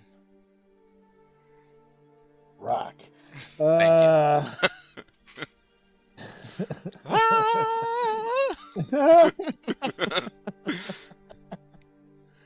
Like, if you would Well, I like, mean- we could sing you a song.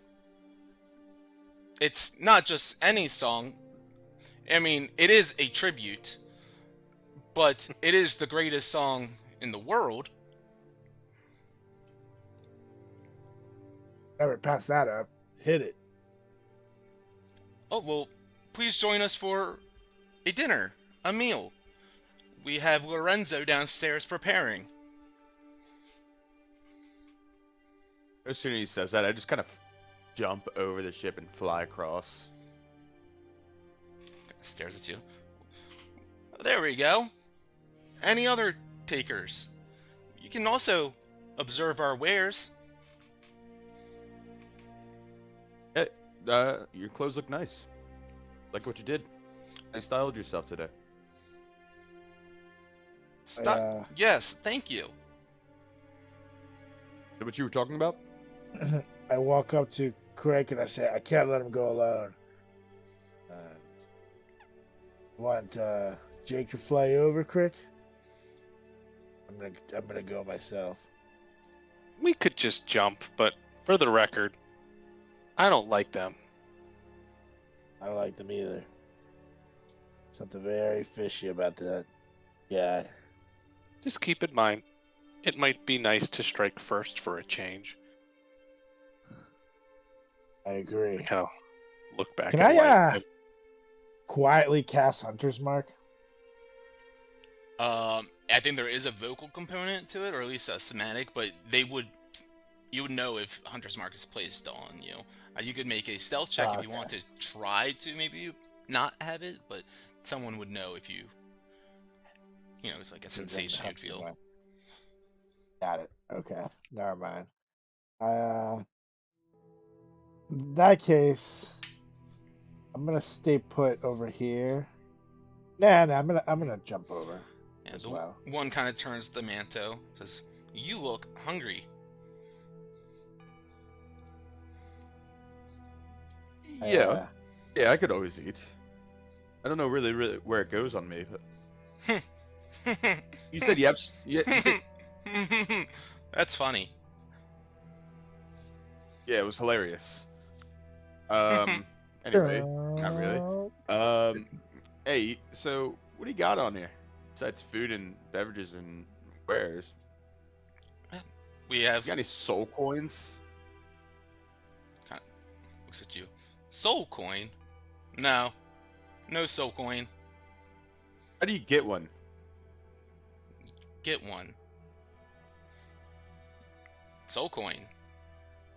We have other goods. Don't beat around the bush. Let's How do see you your get one? wares. What you got? Certainly. Come downstairs. We'll show you. Can't you bring him up here? Rather not go down there. A stranger I just met. Okay. With all due respect. We'll bring them to you. And the one person on the top of the stairs kind of immediately just turns, does a 180 and goes down the stairs and then down to the lower deck. Was she walking like a normal person? Make an insight check.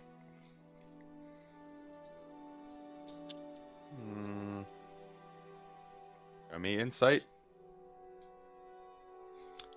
Yeah, something seems a little unsettling about the way, not only that they walk, but of course, if you guys have discussed amongst each other, is about the way they're talking. The movement's a little slightly jerky, kind of like an odd cadence in their voice, as if they're almost struggling to speak naturally.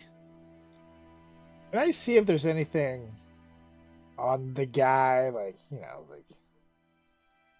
a bug, anything on him? That could be controlling him. Sure, make a perception check.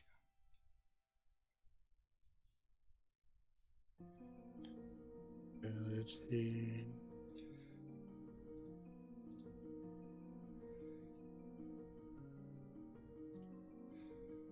$21. 21, nice. As he's the one closest to you, the one that's been speaking mostly this whole time, he's facing still Langston and Crick, and he then goes and speaks up to the guy at the top of the stairs, and then turns to you, and as he does, you're observing him deeply, and you notice, kind of on the top part of his back, you notice like an arch, like a bump, protruding from his back that doesn't seem normal. I look over at Manto, and I very quietly put my hands up, and I go like this, so he goes into my head. Manto, while while we wait for the weather, when we wait for the wares, and I just start asking him random questions while I do this with my finger. Yeah, what's up, dude? Something's definitely wrong. Telling you something is controlling these guys. Noted. I'm gonna shoot this motherfucker. Wait, no, wait. I want to see if I can get any answers out of him. You guys travel a lot around here, right? Yeah, we travel a lot. You know where the Shadow Exchange is? The Shadow Exchange. No. So, you don't know where the Shadow Exchange is. You don't know how to get a soul coin. What do you know? Well, those are for evil beings. We are not evil beings. Yeah, I don't like you. And I just... I'm like, alright, Rampu, let's do it. And, yeah, I just throw psychic, blades at him. Gonna take a shot at him. As he sees you guys about to become aggressive. No, no, you haven't heard the song yet. And you guys pull out your stuff and let's roll initiative if that's the case. Oh, Okay. All right. Oh, yeah, nat one, Well, you guys baby. have advantage because of Yep, everybody's got advantage. trick. I got my thing on still. 19. Okay, All right, okay. Asher. I haven't rolled above a 7. Yeah, Came nat up and rolled a 20. 19. Double nat 20s on the fucking Oh, wait. initiative. Damn. All of my Nat 20. all my people have They're all zeroed, yeah. zero. Come here. Well, they can- Oh, we win. That means they can't fight. Oh wait, that's why. It's because I didn't set up a full step. Okay, let me just roll one, Hi. 2, Hi. 3, 4, 5. Okay, gonna go down the line and do this. What's it? 7, 12, 12, 4. All right, we got Rampu up first. Makes sense. He was the first to spot this protrusion off of the humanoid's back, right in front of him. As Rampu takes his turn, what do you do? Am I missing someone from here? We got no Langston. Langston. Well, I'm a You only have 4 36. What now? A 6? What'd you roll? Out of there. I rolled a 6, yeah. Okay. There we go. All right, cool. It's a All 36. right. 36. I heard 36. No, sorry, a sturdy. Gotcha. Like it's not. It was ironic. Strong. All right. Rampu, Okay. you were up. What do you got? So first things first, I'm going to take a. Actually, Jake is going to take a chomp at this yellow one right here. Okay. See what do you do? Bam. 24. That will hit. That's 7 plus 3 fire. Okay, very nice. Whoops, I did it on Jake and not them. Sorry. It's okay. You bastard. Now I'm gonna go ahead and bonus action, Hunter's Mark, this bastard, the red one, Okay. and I'm gonna take a shot at him with my bow and arrow, and that is right here. Boom, baby. Damn, a 12. 12's So that gonna misses. miss. Okay, I'm gonna lucky the next one. Oops. Attitude. 17. There we go. That hits. Yeah, buddy. Jake's infusion wouldn't work on the red guy from there, correct? I think it does. He can use the reaction up to 30 feet. Yeah, buddy. I will do that. So that's. Hold on. Let me add my Hunter's Mark to this thing. So Rosa, oh, it's already there. Beautiful. So that's that. Okay. Plus Jake. And Jake's is 1 fire damage. 1 fire. Nice. And that is our turn. Awesome. Jake takes his chomp at this one humanoid. Rampu marks the other leader and takes a couple shots at him. And we have Crick up now. Well, I guess it's on. I'm gonna jump over, kind of sit right here, and I'm gonna start pummeling this guy. Actions. There's 1, 14. 14's gonna miss. 23 hits. Did roll that? 23 hits. Alright, so there's your 5er, and then I am going to bonus action defense matrix. Nice. As this thunderous energy convulses around this humanoid, Crick, you can now see on the back of this man, this thing kind of squirming around on his back now that you hit him with that. And anything else for you? That is it. Alright, Manto, you were up. Alrighty. Yeah, Psychic Blade at blue guy. Or purple guy, I guess. 23. 23 hits. Ooh, and 10 damage.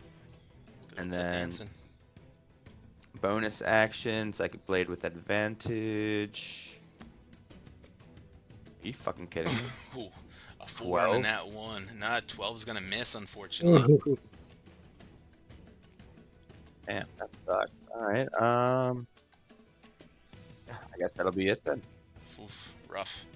Alright, as Manto misses that shot, throwing it across, he hits, of course, the first one, racks this guy's mind. He comes running on up towards Manto, but kind of like almost like a zombie. His one leg dragging behind him a little bit, his shoulder kind of jumping in front of him as he reaches towards Manto and tries to strike at him. A 10 to hit and a 15 to Not hit. Also not hit. Neither of those will hit. And that is going to be that one's turn. The yellow one now with Jake right next to him.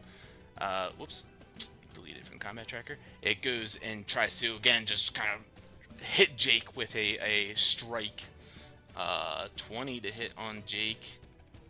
And Yep. a 17, I think, will also hit. Oh, no, 18. Damn. Yep. So 12 points of slashing on him, and I need a wisdom save from Jake. Ow. Whiz. Oof. Oof, indeed. Ow. All right, so Jake, you notice he, like, after this hit comes across his face, he kind of loses control a little bit, and he's going to have disadvantage on his next attack after this creature just kind of pummels him with this almost superhuman kind of strength. That brings us to this red one over here, kind of hobbling down the stairs towards Crick. God damn it, I keep on deleting them. He kind of reaches out to Crick, and his hand kind of extending out. Crick, in the back of your mind, as you're not facing him, you can feel this like pressure start to emanate from the back and start to pulse through your skull. I need you to make a wisdom save. Wisdom. 13. I'm gonna add 3 to that, make it a 16. Okay, Crick feels himself, his mechanisms inside being to shut down, but he shoots himself with that extra bit of arcane energy to fight back this this force, and he does not get affected by that. This one's still kind of standing at the top of the stairs up there, and that brings us to Langston. Cool. Still just not sure what the fuck these people are. Langston is just gonna... Oh, hold on. I gotta reconnect. What a terrible time for that. I think I'm just going to rip a guiding bolt at the one at the top of the stairs that just went after Crick. All right, go for it. Sweet. Yeah, 26. that'll definitely hit. Tight. Oh, just a 1 in there. So 11 damage to the one at the top of the stairs. and everybody else who takes an attack against him will have advantage until the Is it everyone So or just the my next next attack? I think, let me see. I think it's whoever takes the next attack. Yeah, just the next Um, attack. That's the me. next attack roll made against it before the end of your next turn has advantage. Yeah, so so whoever we'll- goes at him first. Perfect. After the leader. This red guy up here is the one that has the he's glowing with Langston's radiant energy currently, making an easy target Got for it. you guys. All right. Um, Anything else for you? Bonus action, I'll ignite my lance. I'll just kind of summon that, and then like with my new shield, just and I'll be like, ah, I can do both now. And I can use my movement to float across, right?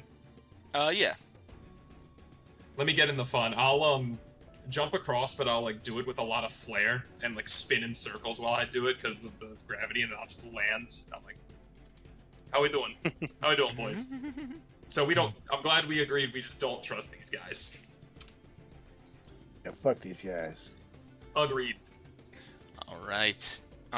So that brings us to boom, boom, boom, boom. You guys hear footsteps coming from downstairs, and making his way up to the top deck is the one that's ran down prior.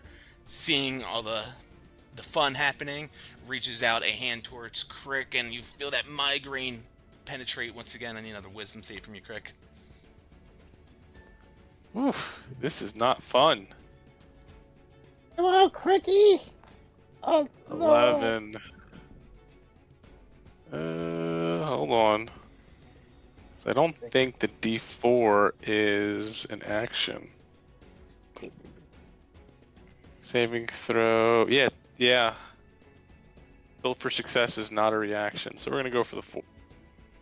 We got the 4, 15. Okay. 15. Crick, you reach. This guy reaches his hands out. You feel the psionic kind of energy pulse through your body, specifically through your mind.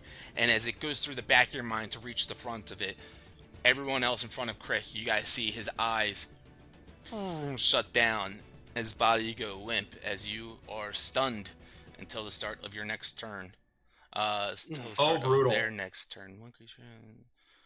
Yes, Yeah, so I guess still the brutal. start of your next turn. So it's really not a huge thing to you right now. Oh, But start of my turn. Okay. yes. Rampu, you are up now. So, based on where I'm standing and the leader standing, if I go over here, could I avoid opportunity attack from him? I'm good, right? Like we don't have a grid set up on this, but he would be within 5 feet of you. He is right. He's in a grid space, technically right next to you. Okay, cool. Never mind then. So I'm going to. This is what I'll do. I'm going to move right here, so I'm still within his space.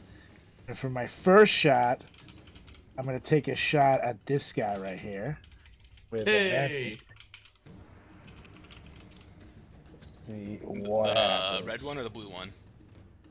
The red one that Okay. has the advantage. Oh yeah. All right. So I'll do that. And I'm going to take a shot at him. I was looking around. God damn it. There we go. And I already have advantage. Nice. 22. 22 hits. Okay. Okay, hold on. Bonus action though. I'm going to use my lightning arrow on his ash. Hell yes. So I have to make a dex save then. Oh, sorry. Yeah, it's Dex 14.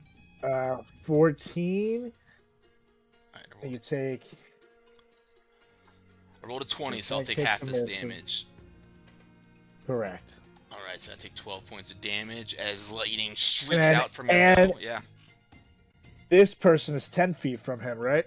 Yes. So a dex save So from him, they gotta make one too. Correct. and they that's different do- damage though, right? Correct. That's this 2d8 right here. Okay, he rolled a 24, so he'll take 6 of that 13. Yep. lightning explodes Okay. as it impacts on the one guy up top. It kind of spreads across the deck and hits the guy down below a little bit as well. And yeah, anything else for you?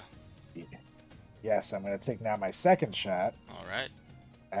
at the leader again this time. Okay. And this one I'm going to lucky. Okay. 19. 19 hits. Yeah, buddy. And this one I'll infuse with Jake's damage too. Sounds good. So that's 16 Nice. plus. Oh yeah, plus 6. Savage. 22 damage.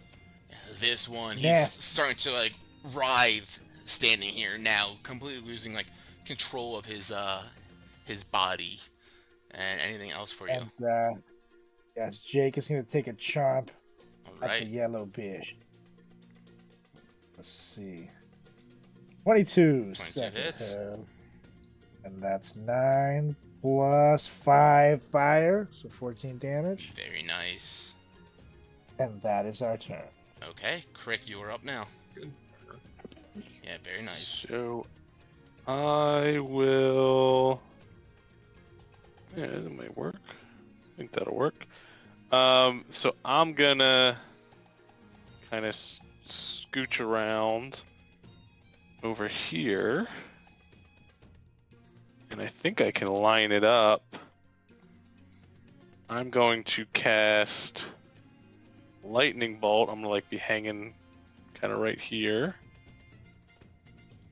I believe I can cast Lightning Bolt through him and hit the other two behind him without getting Rampu. It's a 100-foot long, 5-foot wide. Let's see.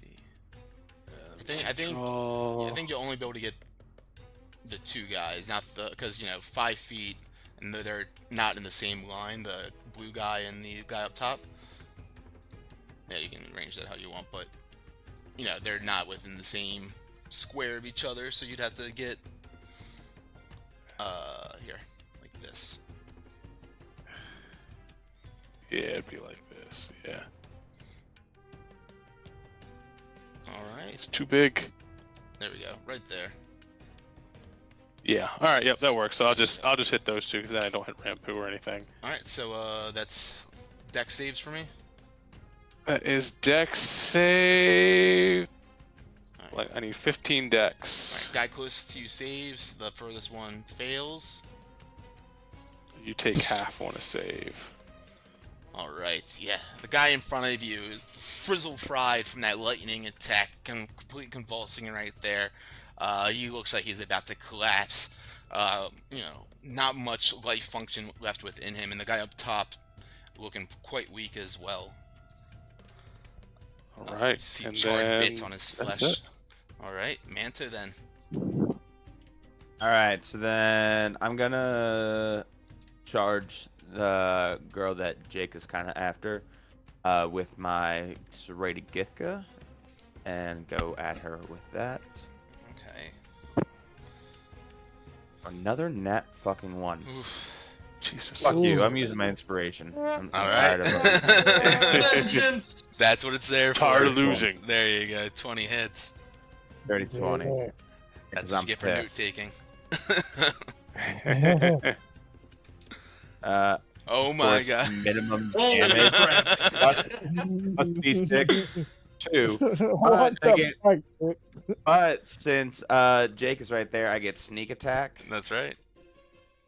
All right, so 5d6. Holy I'm sorry. That's insane. Cool. 66 and action. 2d4 for a total of 22 damage. Wow. Love it. Bonus action. All right, we're gonna test our luck with this.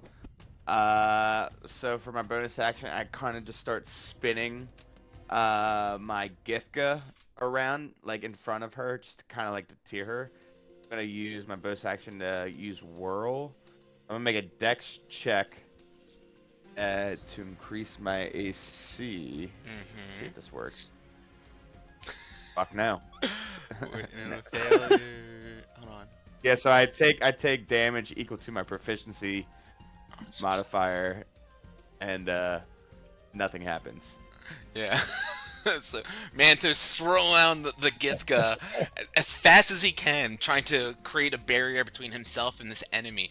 And you guys watch as he's spinning it around, just the butt of it, boom, pops up and smacks him in the face, leaving a gash across his flesh. Yeah, you'll take what, 4 points, or what is your guys' proficiency bonus? Is it 4 right now? 3? 4 points of damage. 4. As Manto Fucking smacks ridiculous. himself in the face. That's it. I knew it was gonna be true with all It's like the- in Star Wars with the lightsabers, but Damn. all the laser shots are going through. Oh, God damn it! Anything else for you, At least Manto? he's bloodied. Yeah. No, that's fucking it. That's fucking it. Oh, I was wondering where this guy went. I was like, there was a guy standing next to Manto. He somehow flew off into space. Okay, that's He's what over I here. thought, and I was like, okay, I'm not even gonna I was bother. looking at the combat tracker. I was God like, did damn he it. go away? Don't Did know what Manto we're squish talking him? about. As Manto runs away, I guess he could have made an up attack, but that's fine. He Goodbye, Crow. And- I would have attacked him, but he was gone. totally. That makes sense. He reaches out to you, Manto, as you run away, and you feel this pulse of psionic energy go through your mind. As I need a wisdom save from you. Nice. 13. All right, Manto, as this energy courses through you, it locks you up, and you are stunned until your next turn. And Well, I am going to use Guarded Mind. If you fail Wisdom, Intelligence, or Charisma saving throw, you can cause yourself to succeed instead. look at So I that. will do that. How do you do that? It's electric.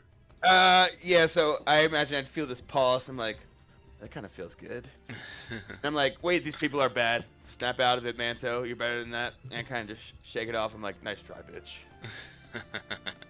Incredible. As this one in front of Crick looks like he's about to fall over fried from this lightning attack, he tries to swipe at him twice, making strikes at him. And the first one he goes kind of crazy, and the second one he goes even crazier and just slams his full body. Nat 20. And Crick, you will take 15 points of slashing damage, and I need a wisdom save. There's the whiz. Damn it. Nice. You experience this kind of brief loss of control as this body slams into you, and you're going to have disadvantage on your next D20 test, either attack roll or ability check or saving throw. Alright, that will bring us to this one next to Jake, who got slammed by Manto a few times. He was hoping, or she was hoping, that Manto was going to be frozen, but still goes and tries to strike at him twice, 25 to hit. Can I warding flare one of these? You can warding flare that one if you want. Blinding light appears from their right in front of them as they go and still manage to hit Manto with a 20, and the second attack a 24. So both of these will go through. I need a. Well, and I'll uncanny dodge the last one. Okay, so you'll take 20 or for 15 damage total, and I need 2 wisdom saves. Put on 15 damage. 2 wisdom saves. Yep. 4. Nice. And Just 8. the first one, yeah. You will have disadvantage on your next D20 roll as well. This guy, fried by the lightning, comes running down towards Rampu, and goes to make 2 slamming attacks down at him. Let's see. Ooh, an 11. And a 7. It's a nat one, bitch. Yeah, that is a nat 1. Alright, I forgot about one ability that I should have been doing, but that's right. Langston, you are up. Yeah, if you're going to make a melee attack, let me know. Okay. I don't think I am. I think I'm going to, Toll of the Dead. This one right here. So they now have to make a Wisdom saving throw. That's a 12. Ironic. So that is a fail. That'll be 2d10 or 2d12 plus 3, 17. Tight. You watch as they grab onto their mind as this Dolores bell just rings out around them, and just grabbing onto it, you can see them wrenching and beginning to try to scream, and as they do, they collapse face first onto the ship deck right here, and you notice on their back, almost like a ripple movement occurring right there, as like the size of like a dinner plate on their back, as you see crawling out from the back of their shirt this rubbery, like I said, dinner plate sized like amoeba, like parasite with these massive sharp teeth that were clinging into their backs, just exposes and makes itself present, and it is out and about now. Anything else for you, Langston? Super. So that was an action to cast that. Anything I can do as a bonus action? I will Healing Word Manto, because he's kind of getting beat up both by the world and by these other people. Yep. So I'll You need to do. remind me. Sorry, buddy. I'll do a first level Healing Word on you, so you get it back. Very nice. Anything else for you? That's all I got. Okay. This human comes up to Rampu, kind of shaking a little bit as he lifts up his fist and tries to slam down at him. Natural 20 and natural 1. All right. So we'll do we'll do 19 points of damage on the first hit, and I need a wisdom save from you. And then it's your turn afterwards. Nat 20. Hey, thank you. Sam. And you said wisdom save? Yes, please. Okay, 1 second. Here's the wisdom save. Oof, a 10. So you'll have disadvantage on your next attack roll after they momentarily confuse you. And yeah, you took the 19 damage, and it's your turn now. We'll take the 19. Yeah. Okay. And it's a DC 10 con save for your Hunter's Mark. There you go. You're good. 14. Keep that All concentration. right, so I'm gonna take a shot at the leader here, and I'm gonna lucky it so it's a flat roll. Sounds good. And jam. There we go. 15. That'll just hit. Yeah, buddy. And I'm gonna go ahead and this guy and this blue one are 10 feet from each other, correct? Yeah. Yeah, they are. Bonus action, lightning arrow, yeah. Nice. It would get Crick also, just something to keep in mind, but it might be worth it. Yeah, it's totally worth it. Sorry, Crick. That's fine. All right, so we got 3 guys, so we'll do Oh, yeah. Nice. So that's the first one. So first guy who's Is he also going to hit the little guy too? Little creature that yeah, just it crawled might. off the other Yeah. thing? So 16 on the big guy on the bottom, so he saves, and then we'll do the other 2. 12 and 9, so those are 2 failures. And then yeah, we'll go ahead and do his also. 17.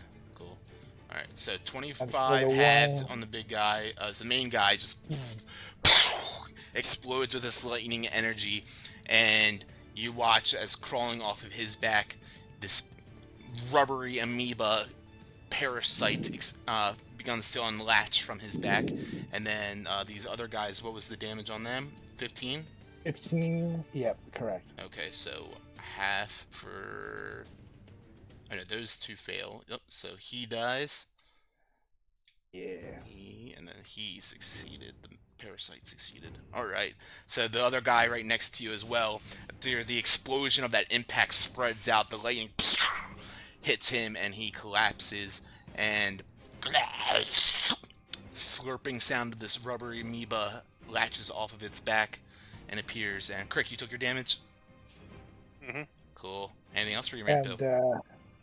yeah, I'm gonna take my second shot now. Cool. And I'm gonna aim it at this amoeba thing. Okay. Cause fuck that. 13. A 13 is going to miss. Ugh. Tiny little Okay. thing, hard target. And you certainly well, don't want them to puppeteer you as they did them. Totally. So right now, if I move, I would take an opportunity attack from the little one, right? Yeah, and this guy up top. Yeah, and then that guy. Okay, so Jake is gonna take a chomp at this one right here. Okay. Let's see what he do. I love this picture of them. The guy just terrified, like, get the fuck away from me! 19. Oh yeah, that'll hit. And that is that plus 1 fire damage. Jake chomps onto this thing and starts to rip it up, tear it apart, and he's chewing on it and chewing on it. It's like some beef that's been cooked way too long, but spits it out and the thing is dead. Yeah. Alright. And that's our turn. Crick, you were up. Let's look at these guys. All right. I will.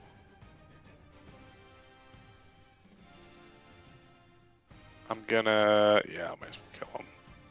I'm just gonna head on up here and try to punch the shit out of this one. Kind of grabbing at it with my gauntlets. Hell yeah.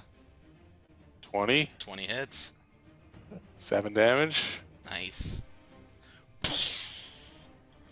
Strange feeling as you hit into a kind of rubber, like kind of shoots this rubbery feeling back into your arm, convulsing a bit. And a 10's gonna miss though. All right, and then bonus action. I'm gonna heal with my D8 plus 3 times 2. Nice, 22. Damn. Very nice. Anything else for you? That is it for me. All right, Manta, you're up. All right. We're gonna go Githka at this guy with disadvantage. Let's see if disadvantage gives me any luck. Mm-hmm. Yeah, That will hit. Hard to buddy. argue. Yeah, hilarious. All right. Oh wait, wrong button. 9 damage plus D6 is Yep. 3, and then bonus action. Let's see.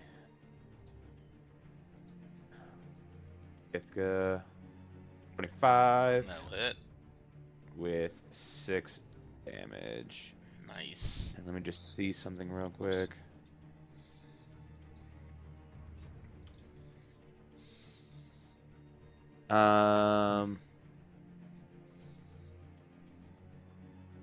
Okay. All right, that is my turn. Cool. As you slice into him twice, you see him begin to bleed out. His erratic movement becomes even more erratic as he goes and tries to swipe at you, hitting you with a 10, nope, or a 17. 13 just hits. Okay. He will do 4 points of slashing, big hit, and a wisdom save. Yay. And it's Langston's turn. Ooh, nice. Ooh, natural 20. Very nice. As you fight off that shook up feeling, and Nat 20. Langston, you're up. Sweet. I'm gonna go right in the middle of the ship here to make sure I can get everybody. I'm gonna do Radiance of the Dawn to get all of the little guys who are out and about, as well as their hosts, for as much damage as I can. Nice. They have to do DC 15 Constitution save. 15 con. Let's do it. 9, 6. Yeah, 69. Just 2 guys left, right? Yeah, nice. All right. Cons, and then let's go ahead. 20, 18, 24. Look at them little guys.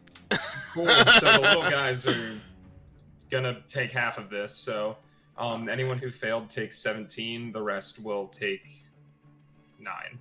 Wait, no, 8. 8. It should have just been 2 little guys. Actually, we'll do the guy that's on his back too. All right, cool. Anything else for you? Bonus action, I'll just second level healing word Rampu. All right, his radiance So you pours get out. back. Hold on, have to do math because I rolled 2 1s. So you can get back 16. Hey, thank you, sir. Very nice. Radiance pours out from Langston, both in a searing way of light, like the sun to the enemies, but also cooling and rejuvenating way, like the moonlight to his allies. Anything else for you? That's all I got. Okay, this human right here next to Rampu, just kind of can't even speak, just kind of grunts at you, feeling the pain as he hits you with a 21 and a 20. 6 That'll and hit. 9, yeah, 15 points of damage, and I need wisdom saves, 2 of them. Okay. And that'll be your turn after that too. Okay, so 8 just wisdom the save. first. That's fine. You don't need to make another one. You have disadvantage on this attack, your first attack, but it is your turn. Go for it. And it was 15 damage, correct? Yes, please. Okey-dokes. I'm gonna go ahead and use my last lucky to make it a flat roll, and I'm gonna attack this biatch. Okay. But I'm gonna use bonus action to reapply Hunter's Mark on. All right. Before you do that, make a On con hit. save just to make sure you still have it. Oh, The yeah. 10 is what we're looking for. Oof.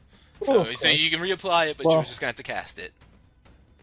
Yeah, bonus action. Yeah, I'll cast it. Fuck it. All right, that's cool. Hunter's Mark. And let me take a shorty shot. Dun. Alright. Disappeared.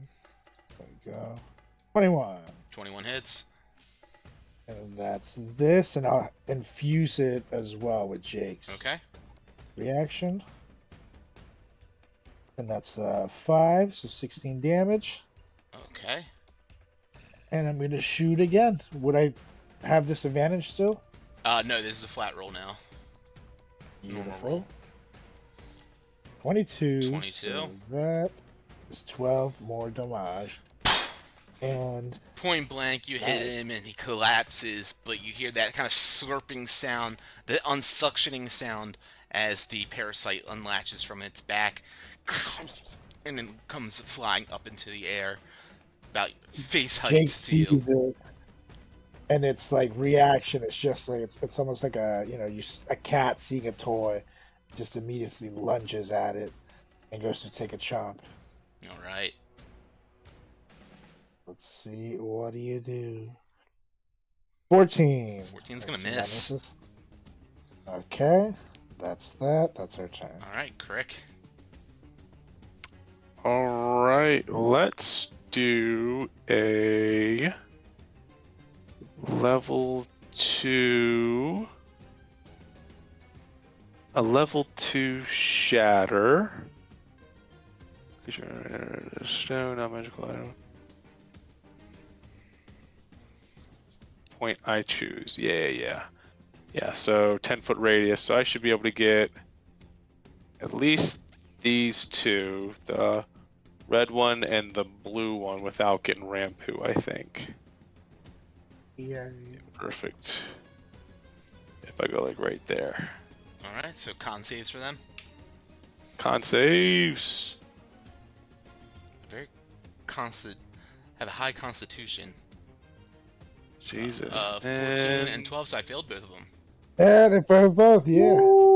There you go. That's I think nice. I rolled it right. This is again. 18 damage with this thunderous energy just booming out like a sonic boom on top of this deck, giving them big old 5 booms up here, and these parasites collapse onto the ground after reverberating into the air, flopping around a little bit until they just fall down stagnant and they die. I hid them, but they're dead. Nice. And then I'm gonna run over to behind this one with Manto. And I don't know if it's like a bonus action, I could just kind of like touch him or push him or try to get his attention so he turns to me, so his parasite is potentially facing Manto. And I kind of, if that happens, I want Manto to try to maybe kill the parasite, so we could talk to this guy. All right. As Crick, you go and touch the man's body and maybe his arm to get his attention.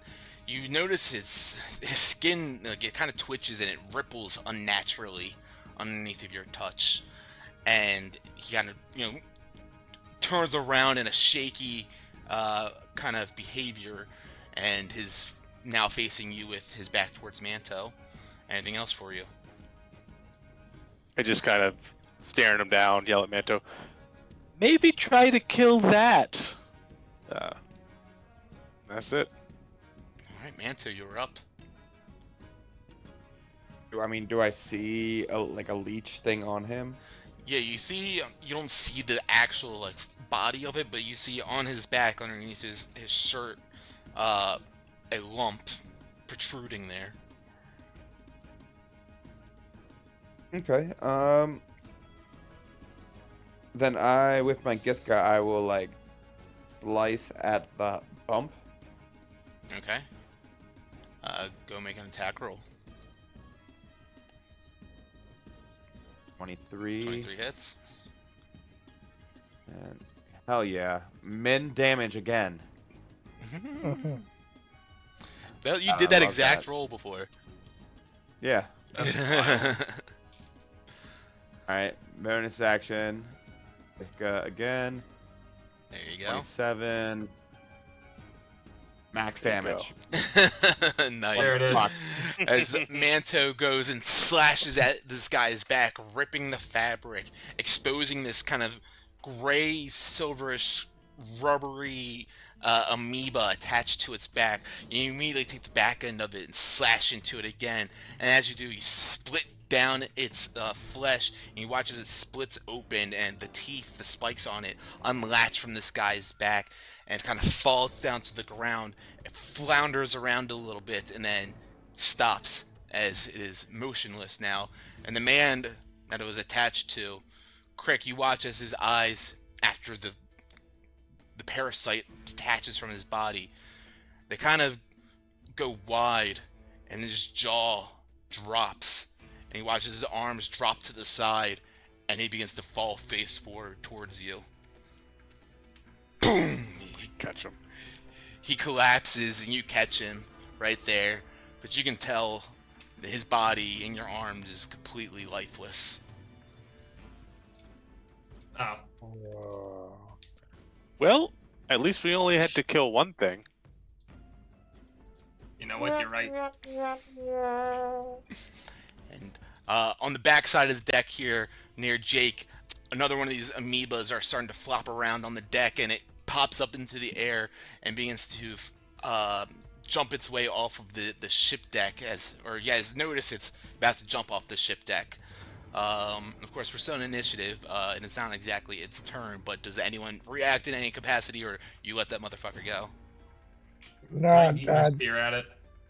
up attack. Jake would up attack it. Alright, sure. Okay. Let's see. Chomp a dumpy. 19. Yeah, that'll hit. And that's 7 plus 4, so he did. Nice. As Jake chomps onto this thing, who doesn't seem to have much energy pulsing through it left, Jake chomps onto it, and still it kind of fights back inside his mouth. Jake feels the spikes protruding out, and it can't help but instinctively spit it out as it flops around on the deck some more and takes to the air and flies out. And as the ship moves on, it just kind of trails behind the ship here and vanishes into wild space. Bitch. And that is where we'll end combat here.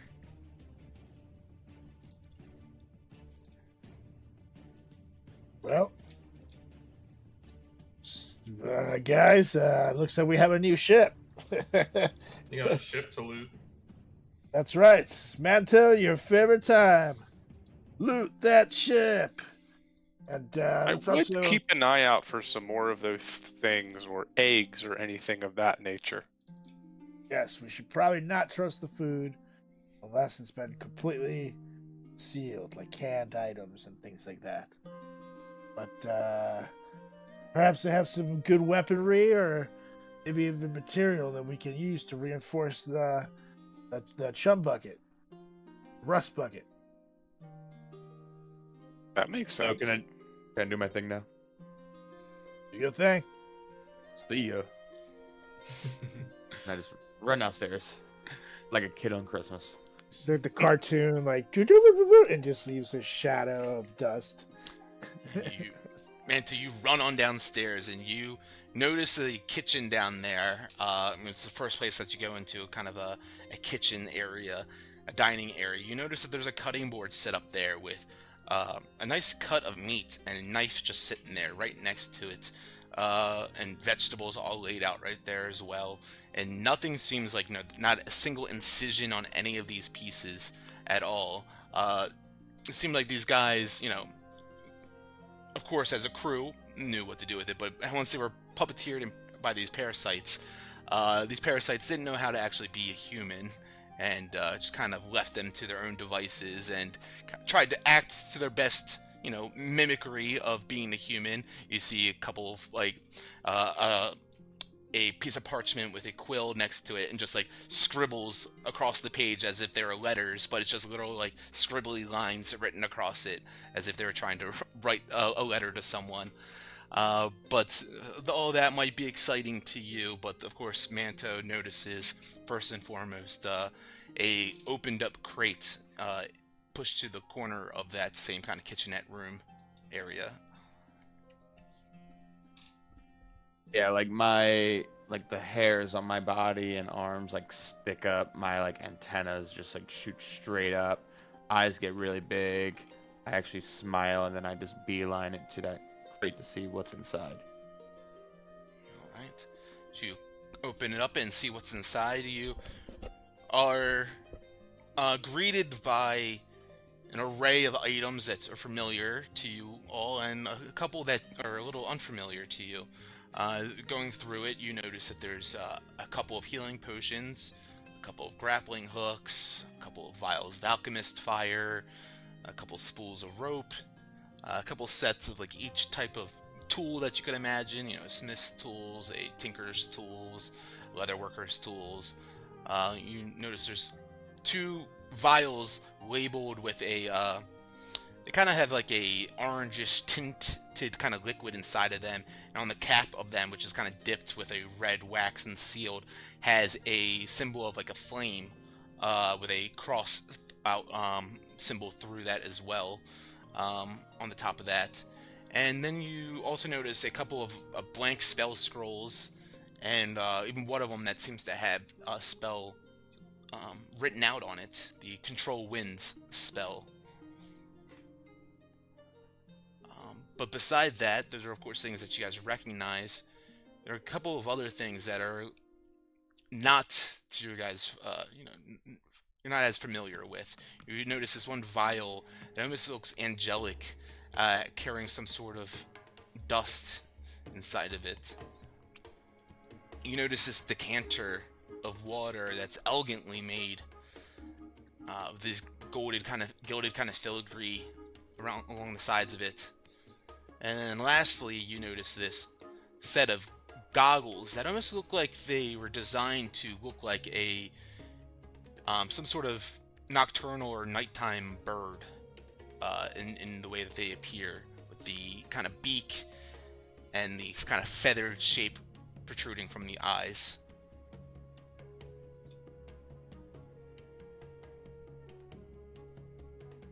I would just run upstairs real quick and say to the guys, "Open up your bags and let's get started here." And then I run back down and I'm just again, it's a kid, after he opens a present on Christmas, it's "Oh, cool, next." So I'm healing potions, alchemist fire potion, tools we don't really need, right, quick.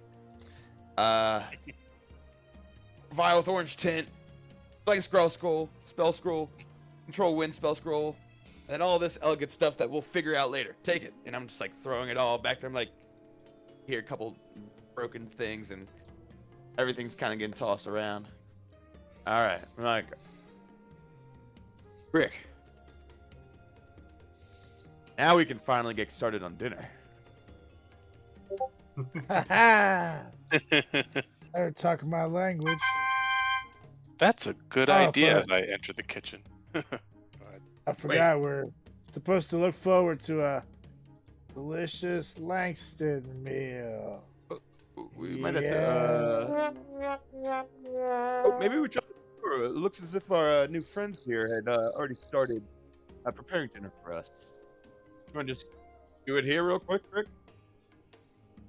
Oh, again, there might be stuff in the food, so we should inspect everything. Yeah, I can inspect the food, but I think maybe we give Langston a shot. Yay! It's not gonna be that bad. So you said that bad already. It's not gonna be good. In worst case, I'll make dessert. See? Perfect. All right, Extra let me get puff to it. bacon. All right, so I guess we'll just head back to the to our ship and kick this one off to continue floating. God knows when. All right. As you guys grab and gather all the supplies as you can from the ship, and make your way back onto the second wind. And actually, Mhm. before I get on the second wind, do these like bow and arrows here seem like they could be removed and taken to our ship? These The weapons ballistas here? are definitely firmly attached, but there are bolts there that you guys could take, and of course, if you wanted to take the time to try to delicately remove them in a way that they could be reused, you guys certainly could. It would just take the time and energy to do so, and a Yes. successful roll. I do think we should take these ballistas with us. I also think we should take one of these corpses with us. I mean, sure. Oh, thank you. However, again, I am the gong guy and the captain, so you guys want to try to remove those ballistas? We can load it up in our ship. Let's see You what make we it can sound do. insanely easy. Well, my job is to think orders and say orders. So get on it, scallywags. What are you waiting on? I stare at him until he decides he wants to try and help us. Again, Orgon. So hit it then. I haven't heard it. We don't have a war guy. Is proficient with Wargong and doesn't have Wargong. Got it. That liberal I don't- arts school was a I waste. don't know if you remember, but my original ship was horribly destroyed when we met. That's my war guy. Was there a gong Haven't- on it? Duh, It's that's how Crick's dinner whacking at this thing with his smith tool hammer. That's how we announced dinner time, Crick. Go and make a strength check and add your proficiency bonus to it, Crick. I'll give you guidance. I'll give him guidance. All right. So it's that Deep. plus 8 because I get double proficiency because I'm proficient, and then another 1. So 8, 22, 21. All right, 21. Yeah. So as Crick is over here, he's hammering away at this thing, and you guys are watching him for 45 minutes, and everyone's kind of just like, I guess he's the only one with the tool. Oh wait, we did get more tools, but that's okay. As he's just kind of going at it, and it takes him some time, but you guys watch as he is quite precise with it, and he's able to take off this ballista from the ship deck. Installing it onto you guys will be another whole thing, but you had this massive piece of equipment now. Hell yeah. Well, let's transport it over to the ship. How heavy is it? You guys can move it with, a couple of you guys. Cool. Yeah, so as you guys grab that and take it on over to the ship then, let's move you guys on over. And,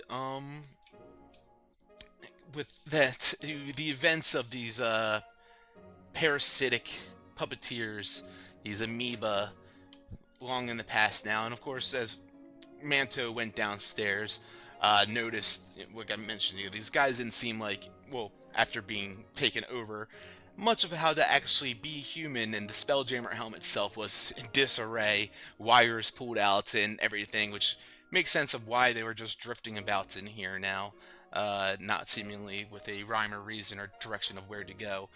They had no power on this motherfucker, so you guys take everything that you can and you get onto your ship and begin to sail towards Archibon, the desert planet, where you guys will compete in the Sandstorm Sprint, and that is where we will pick it up the next time we get together. Love it. Sorry, it went a little Reading longer, about guys, but yeah, all good. Beautiful. Anything? We had some people in here tonight. Thanks everyone. We got Pete Kane and One Ring to fool them all. And Spider Lass. Yeah, thanks everyone for chatting in here, joining us. Lex is going to be heading out of town Thursday night, so I got a lot of game time in me. But if you guys want to do a shorty this week, before that even, let me know. If not, we'll just stick to Sunday. I can't do Sunday. I have to work an event in Wheaton Sunday night. Who the fuck has an event Sunday night? Yeah, right. I can do I Thursday. am on vacation from Saturday to next Saturday. Okay, so can we Thursday? just squeeze one We in can this do week then? I could do Thursday or Friday. Langston and Thursday or Johnny Friday. and this Luke? week. Thursday, Really? good. Thursday would be the one day. Yeah, Let's do Thursday it. would work for me. We'll see you guys Do on it. Thursday then. Take a nice long rest and look out for those goblins under the stairs. We'll catch you next time. Yeah. Adios. Later.